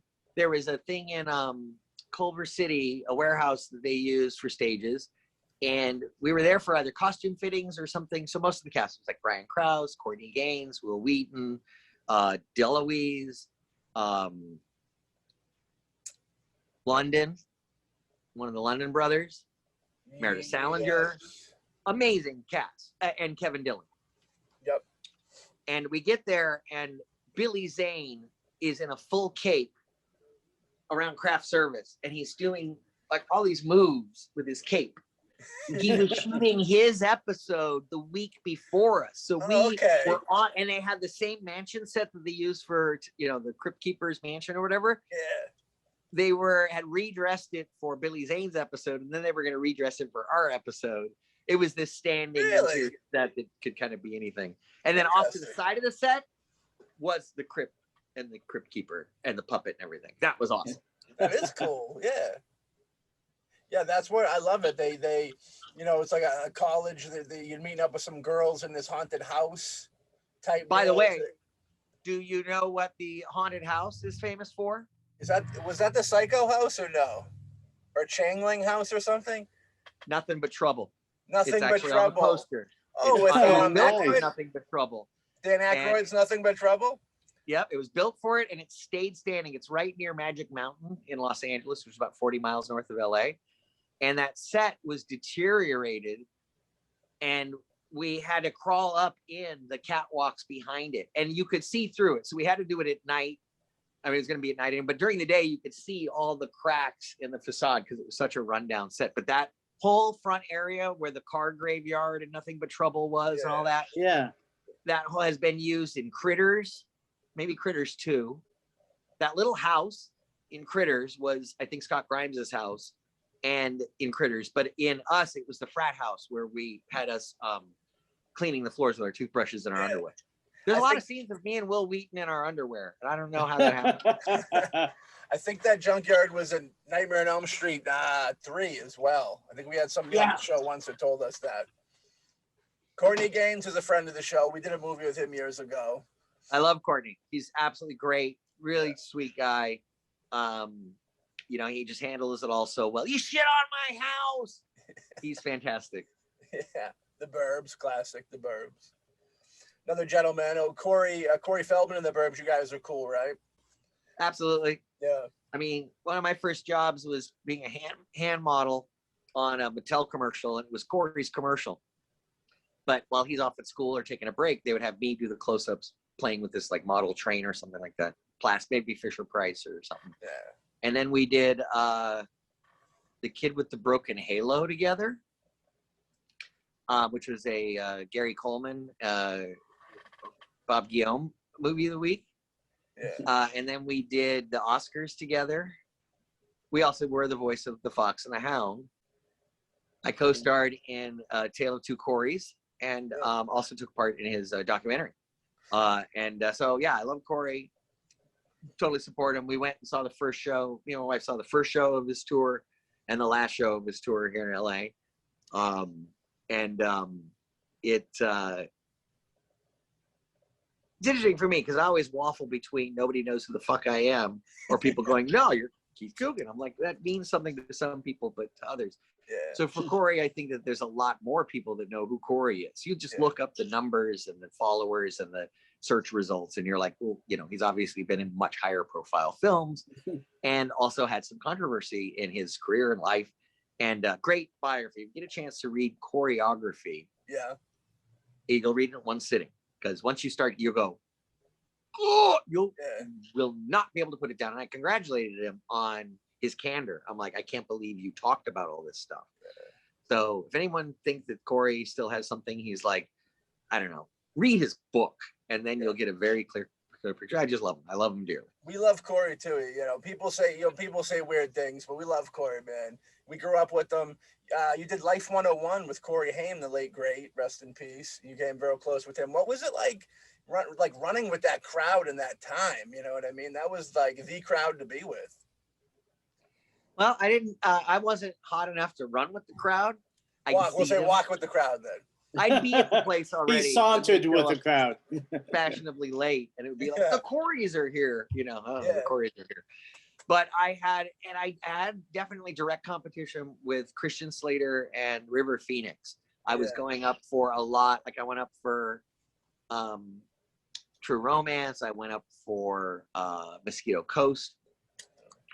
And so I wanted to be on that kind of serious actor thing. But then I realized my jam is comedy and silly comedies and being the funny guy and stealing the picture. I was like, I'd rather make a living doing that. So I had Jake Busey and Gabe Jarrett were two of my best friends growing up. Yep. And there, it's not a big deal. Your dad has an Oscar nomination.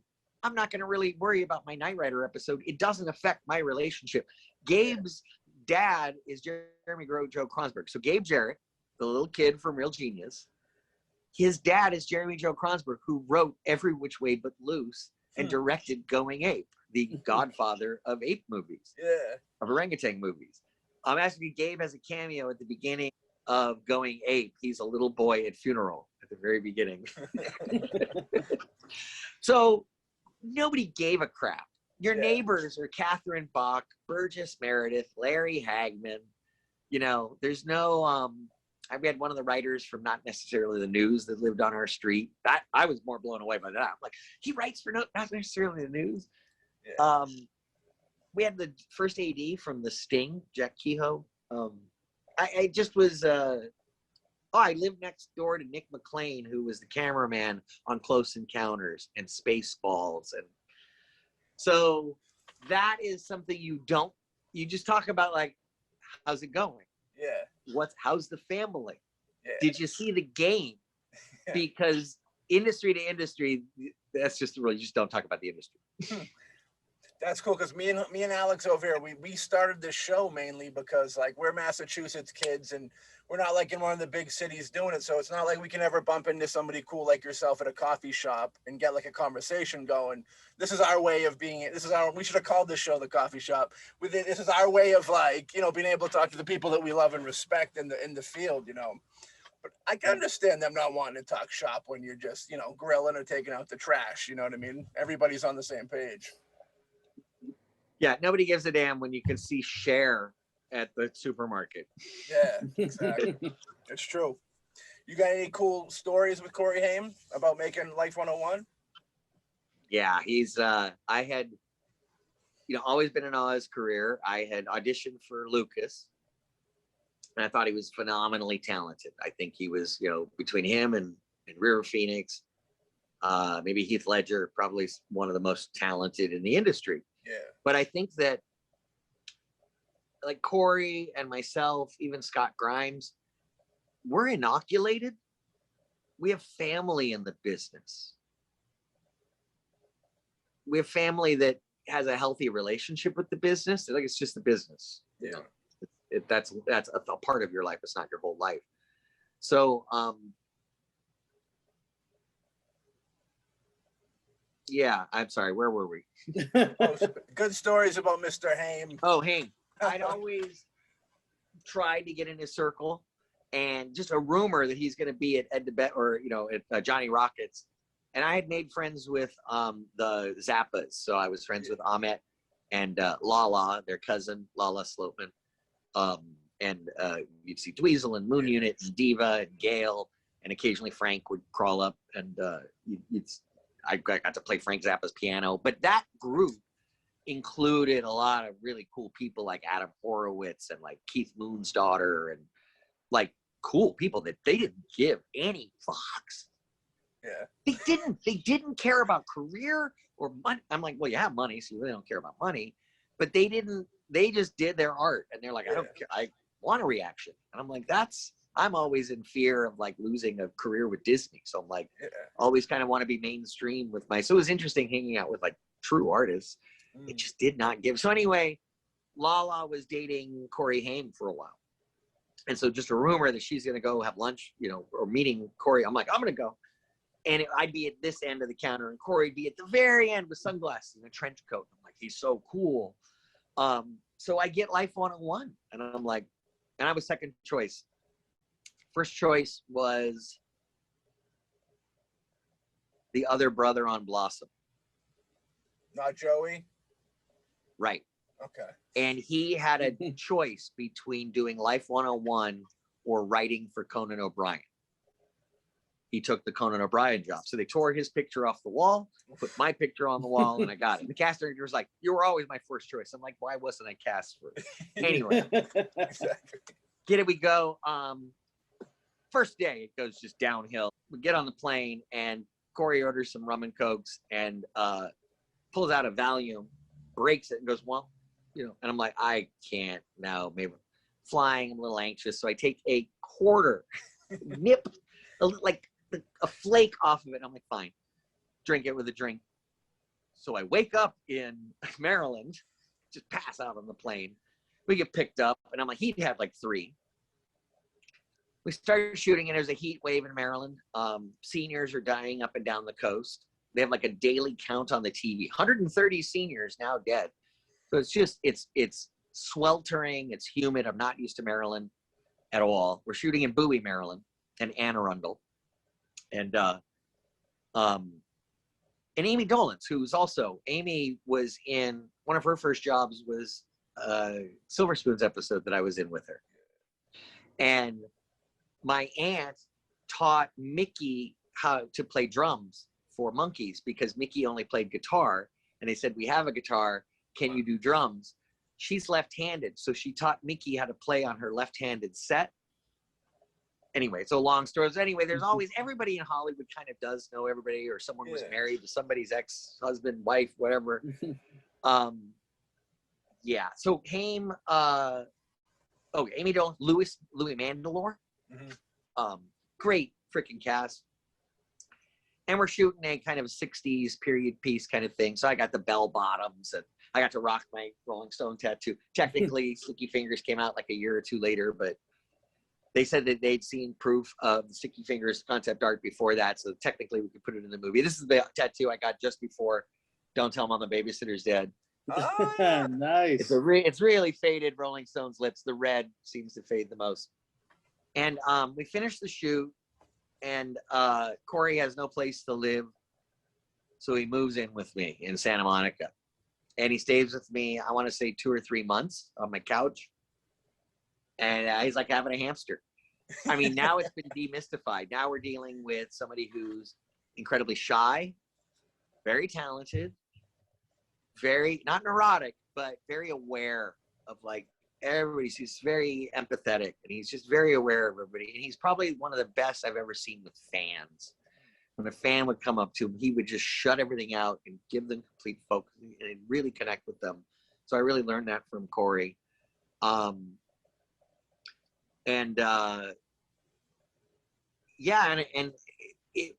didn't know, you know, I lost touch with him. I reconnected with him a few years later, and it was just like we, you know, hadn't seen each other in like one day. Yeah. And he, you know, he was living with his mom, and they were in Hollywood at the time. And they were doing good, you know. I'm sure he was fielding offers, and I know they were trying to get licensed to fly off the ground. I remember. And then I know he left town. He moved back to Toronto with his dad, and I was like, well, maybe that's good, you know. And now that's the thing. Haim wasn't inoculated. Feldman was, just by the fact that Feldman's dad played bass in a band and his sister was an actress. Boom, you're inoculated. There's kind of, you know, the family has a different relationship with the industry. Yeah. So I think if you are Brad Renfro or Corey Haim or River Phoenix, the fact that you're so raw and available emotionally might mean you don't have the scabby scars and scales to protect you from the industry part of it and the career part of it. the ups and downs, the intense love, and then the lack of that love. Yeah. You tie your ego into your value as an artist, and that's gonna destroy you psychologically. Inoculated, you go, I'll have a comeback. I'll keep working at it. All right, maybe I need to sit down for a few years. I actually had a manager go, 5 more years. I go, what? He goes, nah, you're on a timeout. What do you mean timeout? He goes, you get 3 studio pictures come out 1 year. You need to sit it out for a while. And I go, I didn't even think I was overexposed. Yeah. So I got some of the best of Corey times. I really did. We'd go along Sunset Boulevard, bar to bar to bar, picking up girls. He'd have a table waiting for him at every club. Yeah. They go, Mr. Haim, right this way. The tits table in the center with the looking over. It was the, wait, what was the character in Carlito's Way? Sean Penn's character? The Seinfeld? no, the other one, Benny Blanco from the Bronx. Oh yeah, Benny Blanco. Table man. Yeah. Rolled like Benny Blanco. But he would pick up any girl. They'd be with a date and he'd go, hey, you want to hang out and come here with me and walk away with the girl. And the guy was standing, what am I supposed to do with that? So he was very, very. Was there anybody that wanted to fight Mr. Haim? I'm Nope. sure. No, how are No? you gonna get mad at that? He's so charming. Well, he literally was. could Yeah. talk a nun out of her panties. I mean, he's just absolutely charming. He can convince you to do anything because Haim would get fixated on something. He goes, no, this is what I want. This is what I want to do. Yeah. And he would just, but we have to do this first. He just figure out a way to kind of. I've never had someone who was so. I don't want to say manipulative. Yeah. But I've never had someone who was so effective at communicating their wants and needs and then going after them immediately. Yeah, he was something else. It was sad when I already passed, you know what I mean? Because I remember the License to Fly. I forgot all about that. That you just brought that up. They were trying to do a sequel to License to Drive, which would have been devastating. You know what I mean? I still think people still support those two enough that they probably could have crowdfunded something to get that movie done. I feel, you know what I mean. Rest in peace to Corey Haim, man. Yeah. Now you brought up Jay and Silent Bob's the reboot earlier. Yeah, we love Kevin Smith and Jay Muse. We went to go. Me and Alex up here went to. Yeah. He did like a road show type thing for the release. Yeah, we went to the road show and they had the interview and it was a great experience. And seeing you there was a nice cameo, a little cherry on the top of a very great Sunday to begin with. Yeah, for sure. How'd that come about? Kevin Smith is kind of like almost the John Hughes of this generation in a way, with his one of the greatest writers we have. How'd you guys come into contact? My wife wanted to get Pops from Goldberg's, George Siegel's picture of George Siegel. He was getting a star on the Walk of Fame. And I had already seen Kevin. Well, I had one interaction with Kevin, and it was at Smod Castle in LA. He used to have a Smod Castle on Santa Monica Boulevard, little theater. And we have a little theater district, theater row. And I did an interview with Frog there, and then went to a screening of The Shark is Still Working, the 3.5-hour great documentary. So afterwards, Kevin's in the lobby, and he's got a crowd around him 3 deep, just talking to him. And he's, and I'm across with my friend in the room, and I'm looking over at Kevin, and I'm like, and then my friend's like, go up and say hi. And I'm like, nah, I'm not going to bother him. But I'm looking over, and I see this. Kevin looks up, and he looks at me, and he goes, and I lose my mind. I'm like, I just got a head nod. Kevin Smith, he looked at me, and he went like that, and I was so happy.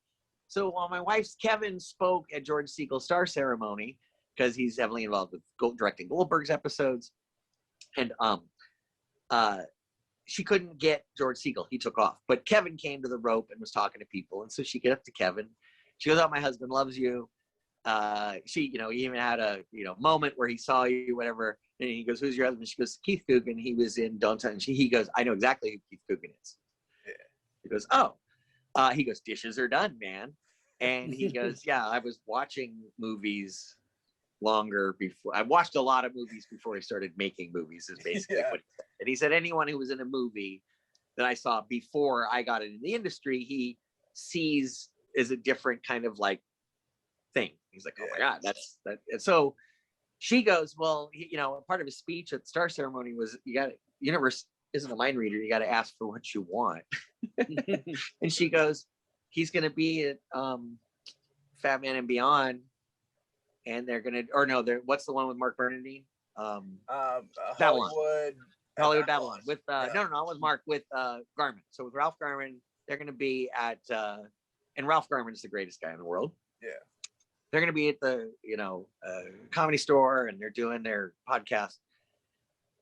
So we go there, and I had signed a dish, dishes are done, man, to Kevin. And I'd written a 3-page scene of me and, God, who was it? Qualls, trying to buy weed from Jay and Silent Bob in front of they're stranded in LA in front of the Chinese theater in Hollywood. But they're only selling medicinal now. Yeah. And so JD Qualls doesn't have a 215 card, and Bob is signing people in. They're like, no, it's medicinal weed. And I have Bob hitting a vape because he's given up smoking. And Jay knocks it out of his hand, and he's like, what are you going to be drinking kale smoothies next, you pussy? So Kevin, I'm sure, never read the scene or anything, but he said, when I asked him, I go, here's the plate, here's the thing, nice to meet you finally and everything. And I said, hey, I heard you're doing Reboot. I go, I want to be in it. And without missing a beat, Kevin goes, you're in. I'm like, I've been in Hollywood a long time, and I've had a lot of people make promises. And until you're on a mark on the set, actually until your second paycheck clears, you don't have the job. So, but he announces it. He does the podcast and he goes, hey, Ralph's going to be in it. Keith Coogan's in it. I come up on stage and I give like dish towels to Ralph and him. And he gets to the whole thing. He goes, it's been a weird week because it was the Harvey Weinstein scandal just broke. And his first 4 films are tied with Miramax. That night, he said he is donating all of his residuals from those movies to women in film. He goes, the fastest way to fix the industry, get more women involved in the industry. So I'm going to get more women involved in the industry. And so I had to stay on top of it. It's in production. It's going, he's got a script done. Oh, cool. My wife's like, maybe we should try to reconnect with him about now. Like, they're going into production. So we're going to go see him at the Alex Theater. It's the night he has his heart attack. Oh. We're going to see the 9 o'clock show. So we're actually in our seats. And they're like, ladies and gentlemen, Kevin's in the hospital. And we're like, oh my God. So some time goes by. I'm working at Sony Studios, and I see calves, jorts, and open, exposed calves on a movie lot, stepping outside of a soundstage door and then back in real quick. And I go, are those jorts? So I walk over to the thingy, and it's Kevin. He's directing Goldberg's. Hey, how you doing? Glad you're alive. What's up? And I'd already asked my agent. I said, hey, I'm going to be in Reboot. She goes, yeah, you are. And I go, no, he said I could be in it. She goes, well, have his production company call me and we'll contract and do the whole thing. I go, fool. And so have your people call my people. So I go to Kevin. I go, hey, I don't know how to make it happen. Like, really? Like, I don't know what number. And he just grabs my phone, puts his number in it, gives it back to me, and goes, keep in touch. So another month or two by, and I hit him up on the day that contracts were going out, and Liz gave me the contract, and he goes, we don't have any money, so you got to work as a local hire in New Orleans. And I'm like, I'm gonna be at an autograph convention in Pensacola. It's 200 miles away. I'll drive over, and it all worked out. I think I missed Ben by a day. Yeah, that was the second to last day of shooting. And I filmed my bit, and it's with Diedrich Bader and Jay and Kevin. And I finished it, and I'm just, I'm nervous, and I'm like, this would be a great opportunity. And we cut, we get over, and he's so great about introducing people. And when they roll, he'll go rolling. And let's hear it for Keith Coogan, everybody. Yeah, and the whole crowd goes nuts. And he goes, action. So you're going into a take with all this energy. I've never seen a director do that. So when he raps, he just doesn't go picture rap on Keith Coogan. He goes, picture rap, thanks for coming out, da-da-da. I was blown away. So I get to him in this like kind of huddle because they're like breaking down the set. They're going to go shoot something else. And I look at him in the middle of it and I go, just please don't cut me out. It just hurts so bad to be cut out. Not only did I not get cut out, but he name drops me, does the quote, and then has Chris Hemsworth say, "Dishes are done, man." I'm over the moon. Yeah. And then sitting around at my job at Sony and get a text from Kevin, "Movie's done. Want to see it?" My wife works at Disney. I call her and I go, "Hey, Kevin wants, when can we go over?" Okay, so we arrange next night. We go over there and he goes, "This is the first time I'm showing it to anybody." So me and Pinky were the first people basically to see it. That's awesome. And he goes, "I want your notes." What? Yeah, what do you think? What do you think? Now, there's two different levels of notes. There's, "Oh, it was great," or there's, "You got to trim this in the second act, you got to move that," and think, "Hey, was there a beat missing there? Da-da-da-da-da. What's that running gag? Is that working? Is that not?" And he's right on it with me because I know every reference of where he's pulling it from, and he knows every reference. So we're kind of like dialing that in. And there was no green screen comp. It was a temp music score. It was 4.5 minutes too long. So he's got to cut 4.5 minutes, and he's already cut out the KKK scene. I said, "What?" He goes, "Yeah, we had a KKK scene." And I go, "You mean like Busting Loose?" He said, "Yeah, like Busting Loose." He goes, "It's an homage to Busting Loose." He goes, "Every road picture has to have a scene with the KKK." And I'm like, "Well, you're absolutely right. Why isn't it in the movie?" He goes, "Running time." And I go, "No, you need that in there." So I'm really glad he found, and if you watch it, that sequence is like 2 minutes. From the beginning of the construction site, seeing the girls tied up, to them, Jay throwing the joint in the thing, getting the porta potty and spreading shit all over the KKK guys. That sequence is the tightest, quickest sequence, but you needed it. And then and then we talked about Hal Ashby, and we talked about being there and the end and Hooper and Smokey and the Bandit, and he's like, "Well, I'm going to do running bloopers over the credits." And we're like, "Yes, absolutely." He managed to find a way to stick moments he had to kind of excise from the movie and either mess with pacing or didn't really gel. He was able to put all those in the credits, so everything's in there.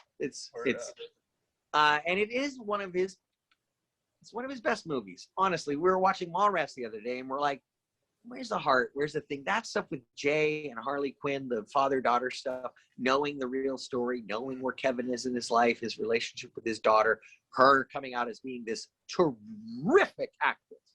Yeah. She's going to have a huge career. And to see Jay metamorphosis into another, I don't know if you saw Madness to the Method or Method to Madness. His movie, I haven't caught it yet, but I do plan on seeing it. You got to watch it. Yeah. You got to watch it. It's great. There's a great scene where within the first 10 minutes where Jay goes over to Kevin's house. Yeah. And they shoot it in Kevin's house. And there's a point in the scene where you go, are they playing characters? Are they talking to themselves as Jay and Silent Bob? Are they talking to themselves as Kevin and Jay? Is this like an honest moment on film? And the rest of it is, of course, and it's really funny. I mean, you have to watch Man. Yes, it was cheaply made. Yes, it's low budget, but there's plenty of funny low budget movies. Of course. It does work, and it's so correct on casting directors want to see you a certain way. Jay is in there reading for this like detective thing, and they go, "Oh no, you're going to go up for the silly best friend," and he goes, "No, but I've already prepared for. Like I thought I was going to be the lead." They're like, "Shh, you're not going to be the lead." And so it's really interesting. There's a lot of truth in it. It's not just a silly picture, and there's amazing cameos. So it's on. And then you also, if you've seen Magnum Opus, the making of Reboot. No. Is it on the Blu-ray? Yep. It's on Amazon Prime free. I own the Blu-ray. Yeah. I don't know if it might be on the Blu-ray. You know what? It might be on the Blu-ray. I hope so. You might be right. I think it is on the Blu-ray. Yeah. One of the most beautifully shot behind the scenes I've ever seen. There's no manufactured conflict. It is literally just episodic of each week.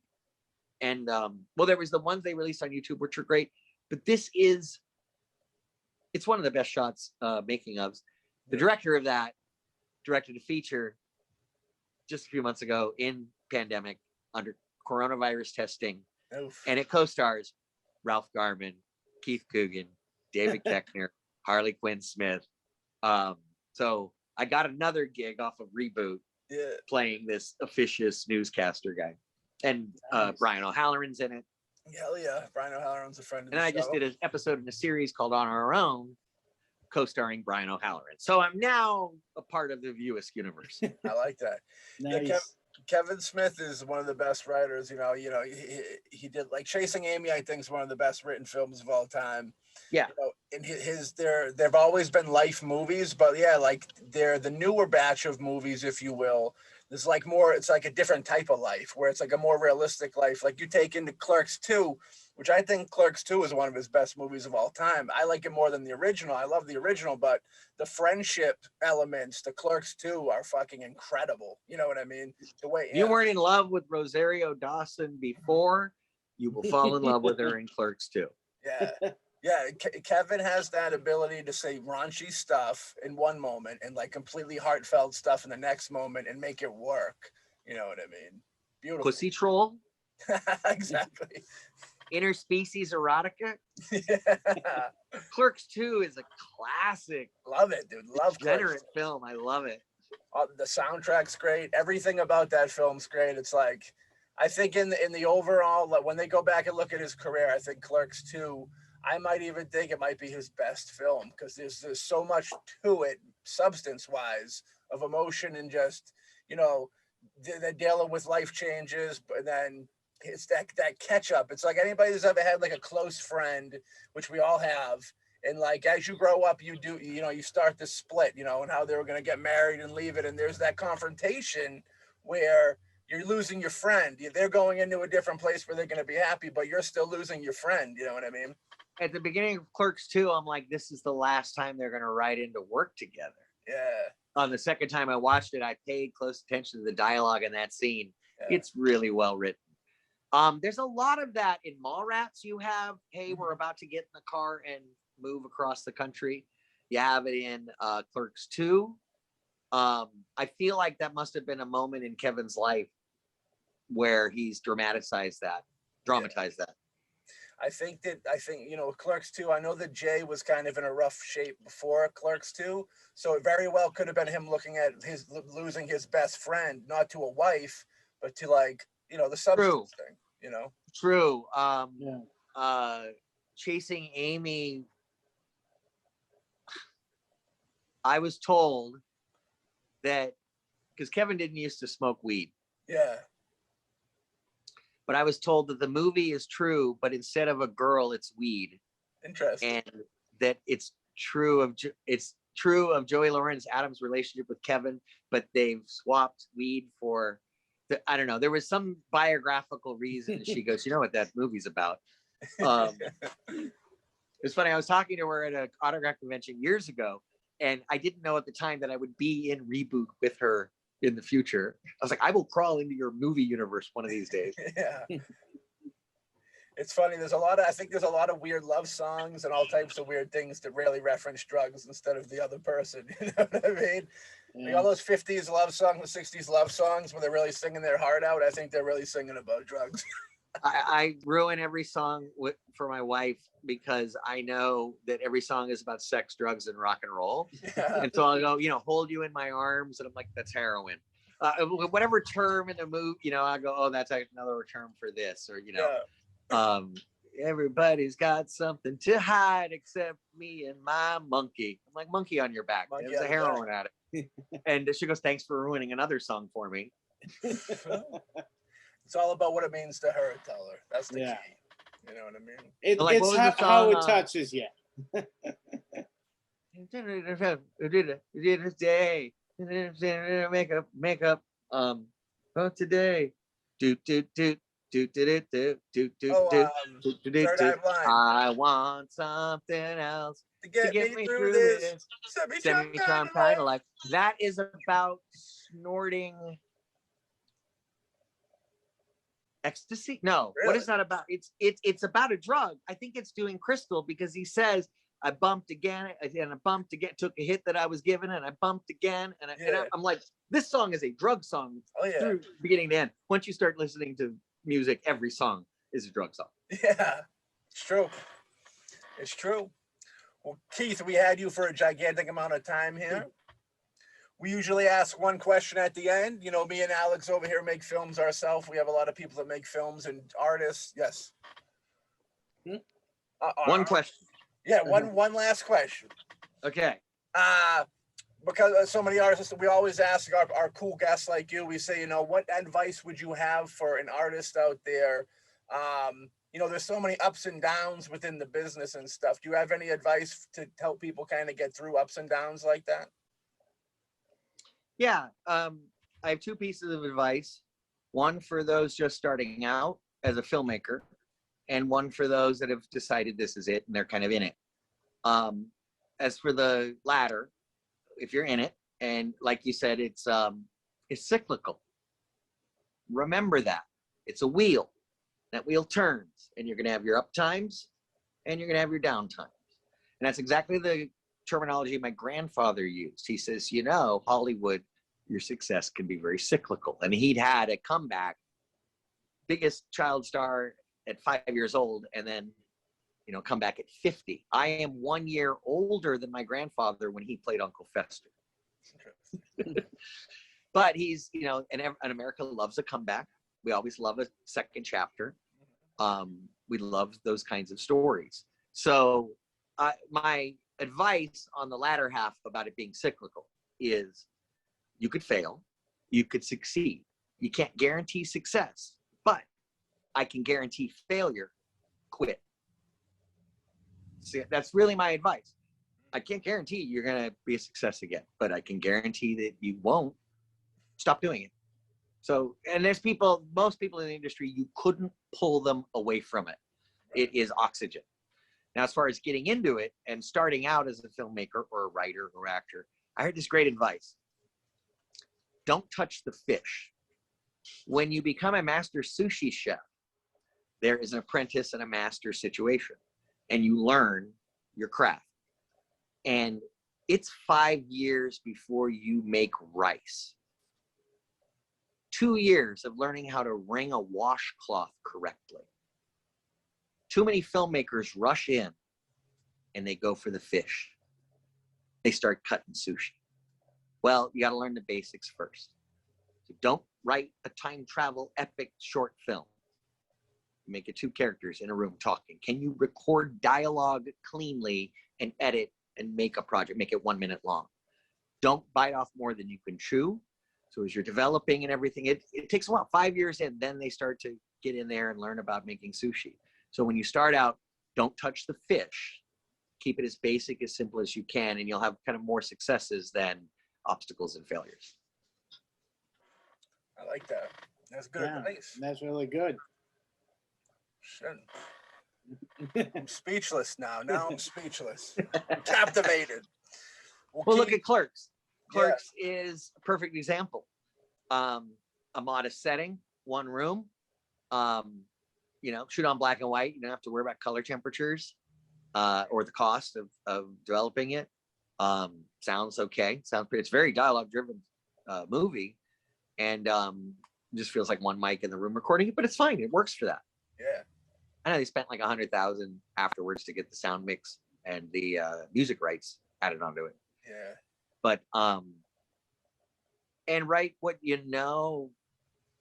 I know a lot of people go, well, I'm a writer. I make the character an architect, make him a, you know, a novel writer or something. They're always doing something slightly off of the creative process. Yeah. How many people want to watch a movie about filmmaking? Although we have great movies like And God Spoke and State and Maine and Stuntman, and there's a lot of great movies about making movies. Sweet Charity. Or no, Sweet Liberty. Sweet Liberty. I love In God Spoke. I haven't heard that name in a long time. That's a classic. God Spoke is you know, it's along those lines of Spinal Tap. I think it was before Spinal Tap had become commoditized as this thing, that In God Spoke was the closest to that kind of feeling of improvisational and just ridiculous. Yeah. It's close to, there's an Aaron Sorkin play called Hidden in This Picture. And it's about a mad director that goes down to South America to film a World War I period war picture. And the whole play is just him trying to get this one shot with the horizon and the tanks. And at one point, cows walk into the picture. And he's like, there weren't cows in this region. So there's a page of him going, cows, get those cows out of the shot. And so I always think of that when I think of period pieces and difficult filming and cows. Sorry, that went on a tangent. I like it. Well, yeah, write what you know. Write what you know. If you're a filmmaker, then fine. I think there are great, like Living in Oblivion is the best movie about making lower budgeted movies. Living in Oblivion? I've never seen that. I'll have to watch that. Yeah, Living in Oblivion is Steve Buscemi. Oh. And it's also one of the first screen appearances of Peter Dinklage. Really? Yeah. No, Alex's Yes. favorite, yeah. And Peter Dinklage, there's a dream sequence. And Buscemi is this obsessed, black hat director wearing kind of guy, such an artist. Yeah.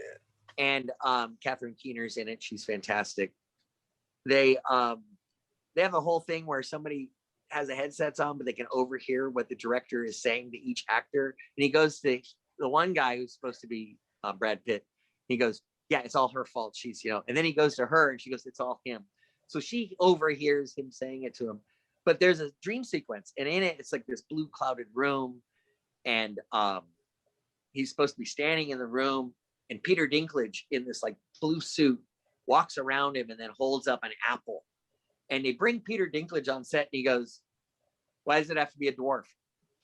I go, what? What are you talking about? And he goes, what? Is it just, it's weird. It's a dream. So, let's cast a dwarf so it'll be weird. And he bitterly does the take in it. And it's, and they have the scene of Catherine Keener where they're shooting a crying scene where they're slowly dollying in. And it's a scene between her and her mom talking about molestation, and the father knew or the mother knew, like, you knew and you didn't do anything, and she's crying. And they're pushing in, and you're in with it. Whenever they're looking through the camera in the movie, it's color, but then outside it's black and white. But if they're shooting black and white in the movie, then it's color behind this. So you always know when you're looking through the camera and when you're not. Yeah. So you're pushing in, and all of a sudden you'd see the boom mic come in. And it was the most, first they go, let's just rehearse. And she crushes it. Catherine Keener cries, and the whole crew is like, we should have been filming that. They go to film it, and the boom mic comes in. They go to film it, somebody's cell phone goes off. They go to film it, a camera has a problem. And you feel the frustration of like making a movie. It's so great. And then like the biggest success, the boom guy winds up handing a script to somebody, and he becomes a producer at the end. It's so great. Life imitating art. That's how we do it. Yeah. Keith, it was an absolute pleasure having you on this show, dude. We appreciate your time. Great stories. This might be our best episode to date, Alex. I have to agree with you on that. I mean, just everything you talked about, the insights, your experiences. It was a real honor to just, listen about all these things that you've experienced, the people you worked with. It was a real pleasure to talk to you. Thanks, guys. Thanks for the great questions and covering some B cuts. I do appreciate covering some of the deeper cuts, like Cousins. Like the deep cuts, yeah. Yeah, I don't get to talk about Cousins a lot, so I appreciate that. And man, thanks, guys. Yeah, take care, be safe, and you too, man. We'll be in touch. Ever want to come back on the show? Would always love to have you. You know what I mean? We'll be supporting from afar. You're gonna be the next Kevin Smith movie, I heard. Clerks 3. You know what I mean? Huh? Am I? I don't know. You're gonna be the third clerk. I'm gonna give it a pause. Let him do Mallrats, and then I'll hit him up the next movie. All right, fair enough. But I know half of the cast of these movies, like I know Shannon and London. So I feel like I could just call them and go, "Are you on set? Yeah. Where are you guys filming? Okay." And I'll go down and I'll just walk in the background of a shot and be like, "Oh God, yeah." Kevin will be like, "Oh, that fucker." It's awesome. Thanks again, man. I really appreciate it. Tell Pinky we said hello. You got Pinky, they say hello, hi. Hey, you guys have a great afternoon, great Sunday over there. And I'll talk to you soon, Keith. Yeah. All right, man. Rock on. And nobody leaves this place without singing the blues. Okay. Hell yeah. dishes are done, man. I have to say that. I'm contractually obligated to say that. That's true. And we thank you for doing it. Thanks, guys. Thank you. With Thanks, that being take said, care. we'll catch everybody on the next episode of the BoomBastiCAST. And for autograph dishes, visit keithcooganonline.com. Talk to you later. Hell yeah. KeithCoogan.com. Check it out. Support Keith. Support the show. Support yourselves. Everybody be happy. We'll talk to y'all later. Fuck on. See you guys. Later. Thank you. Oh, no problem. Yeah.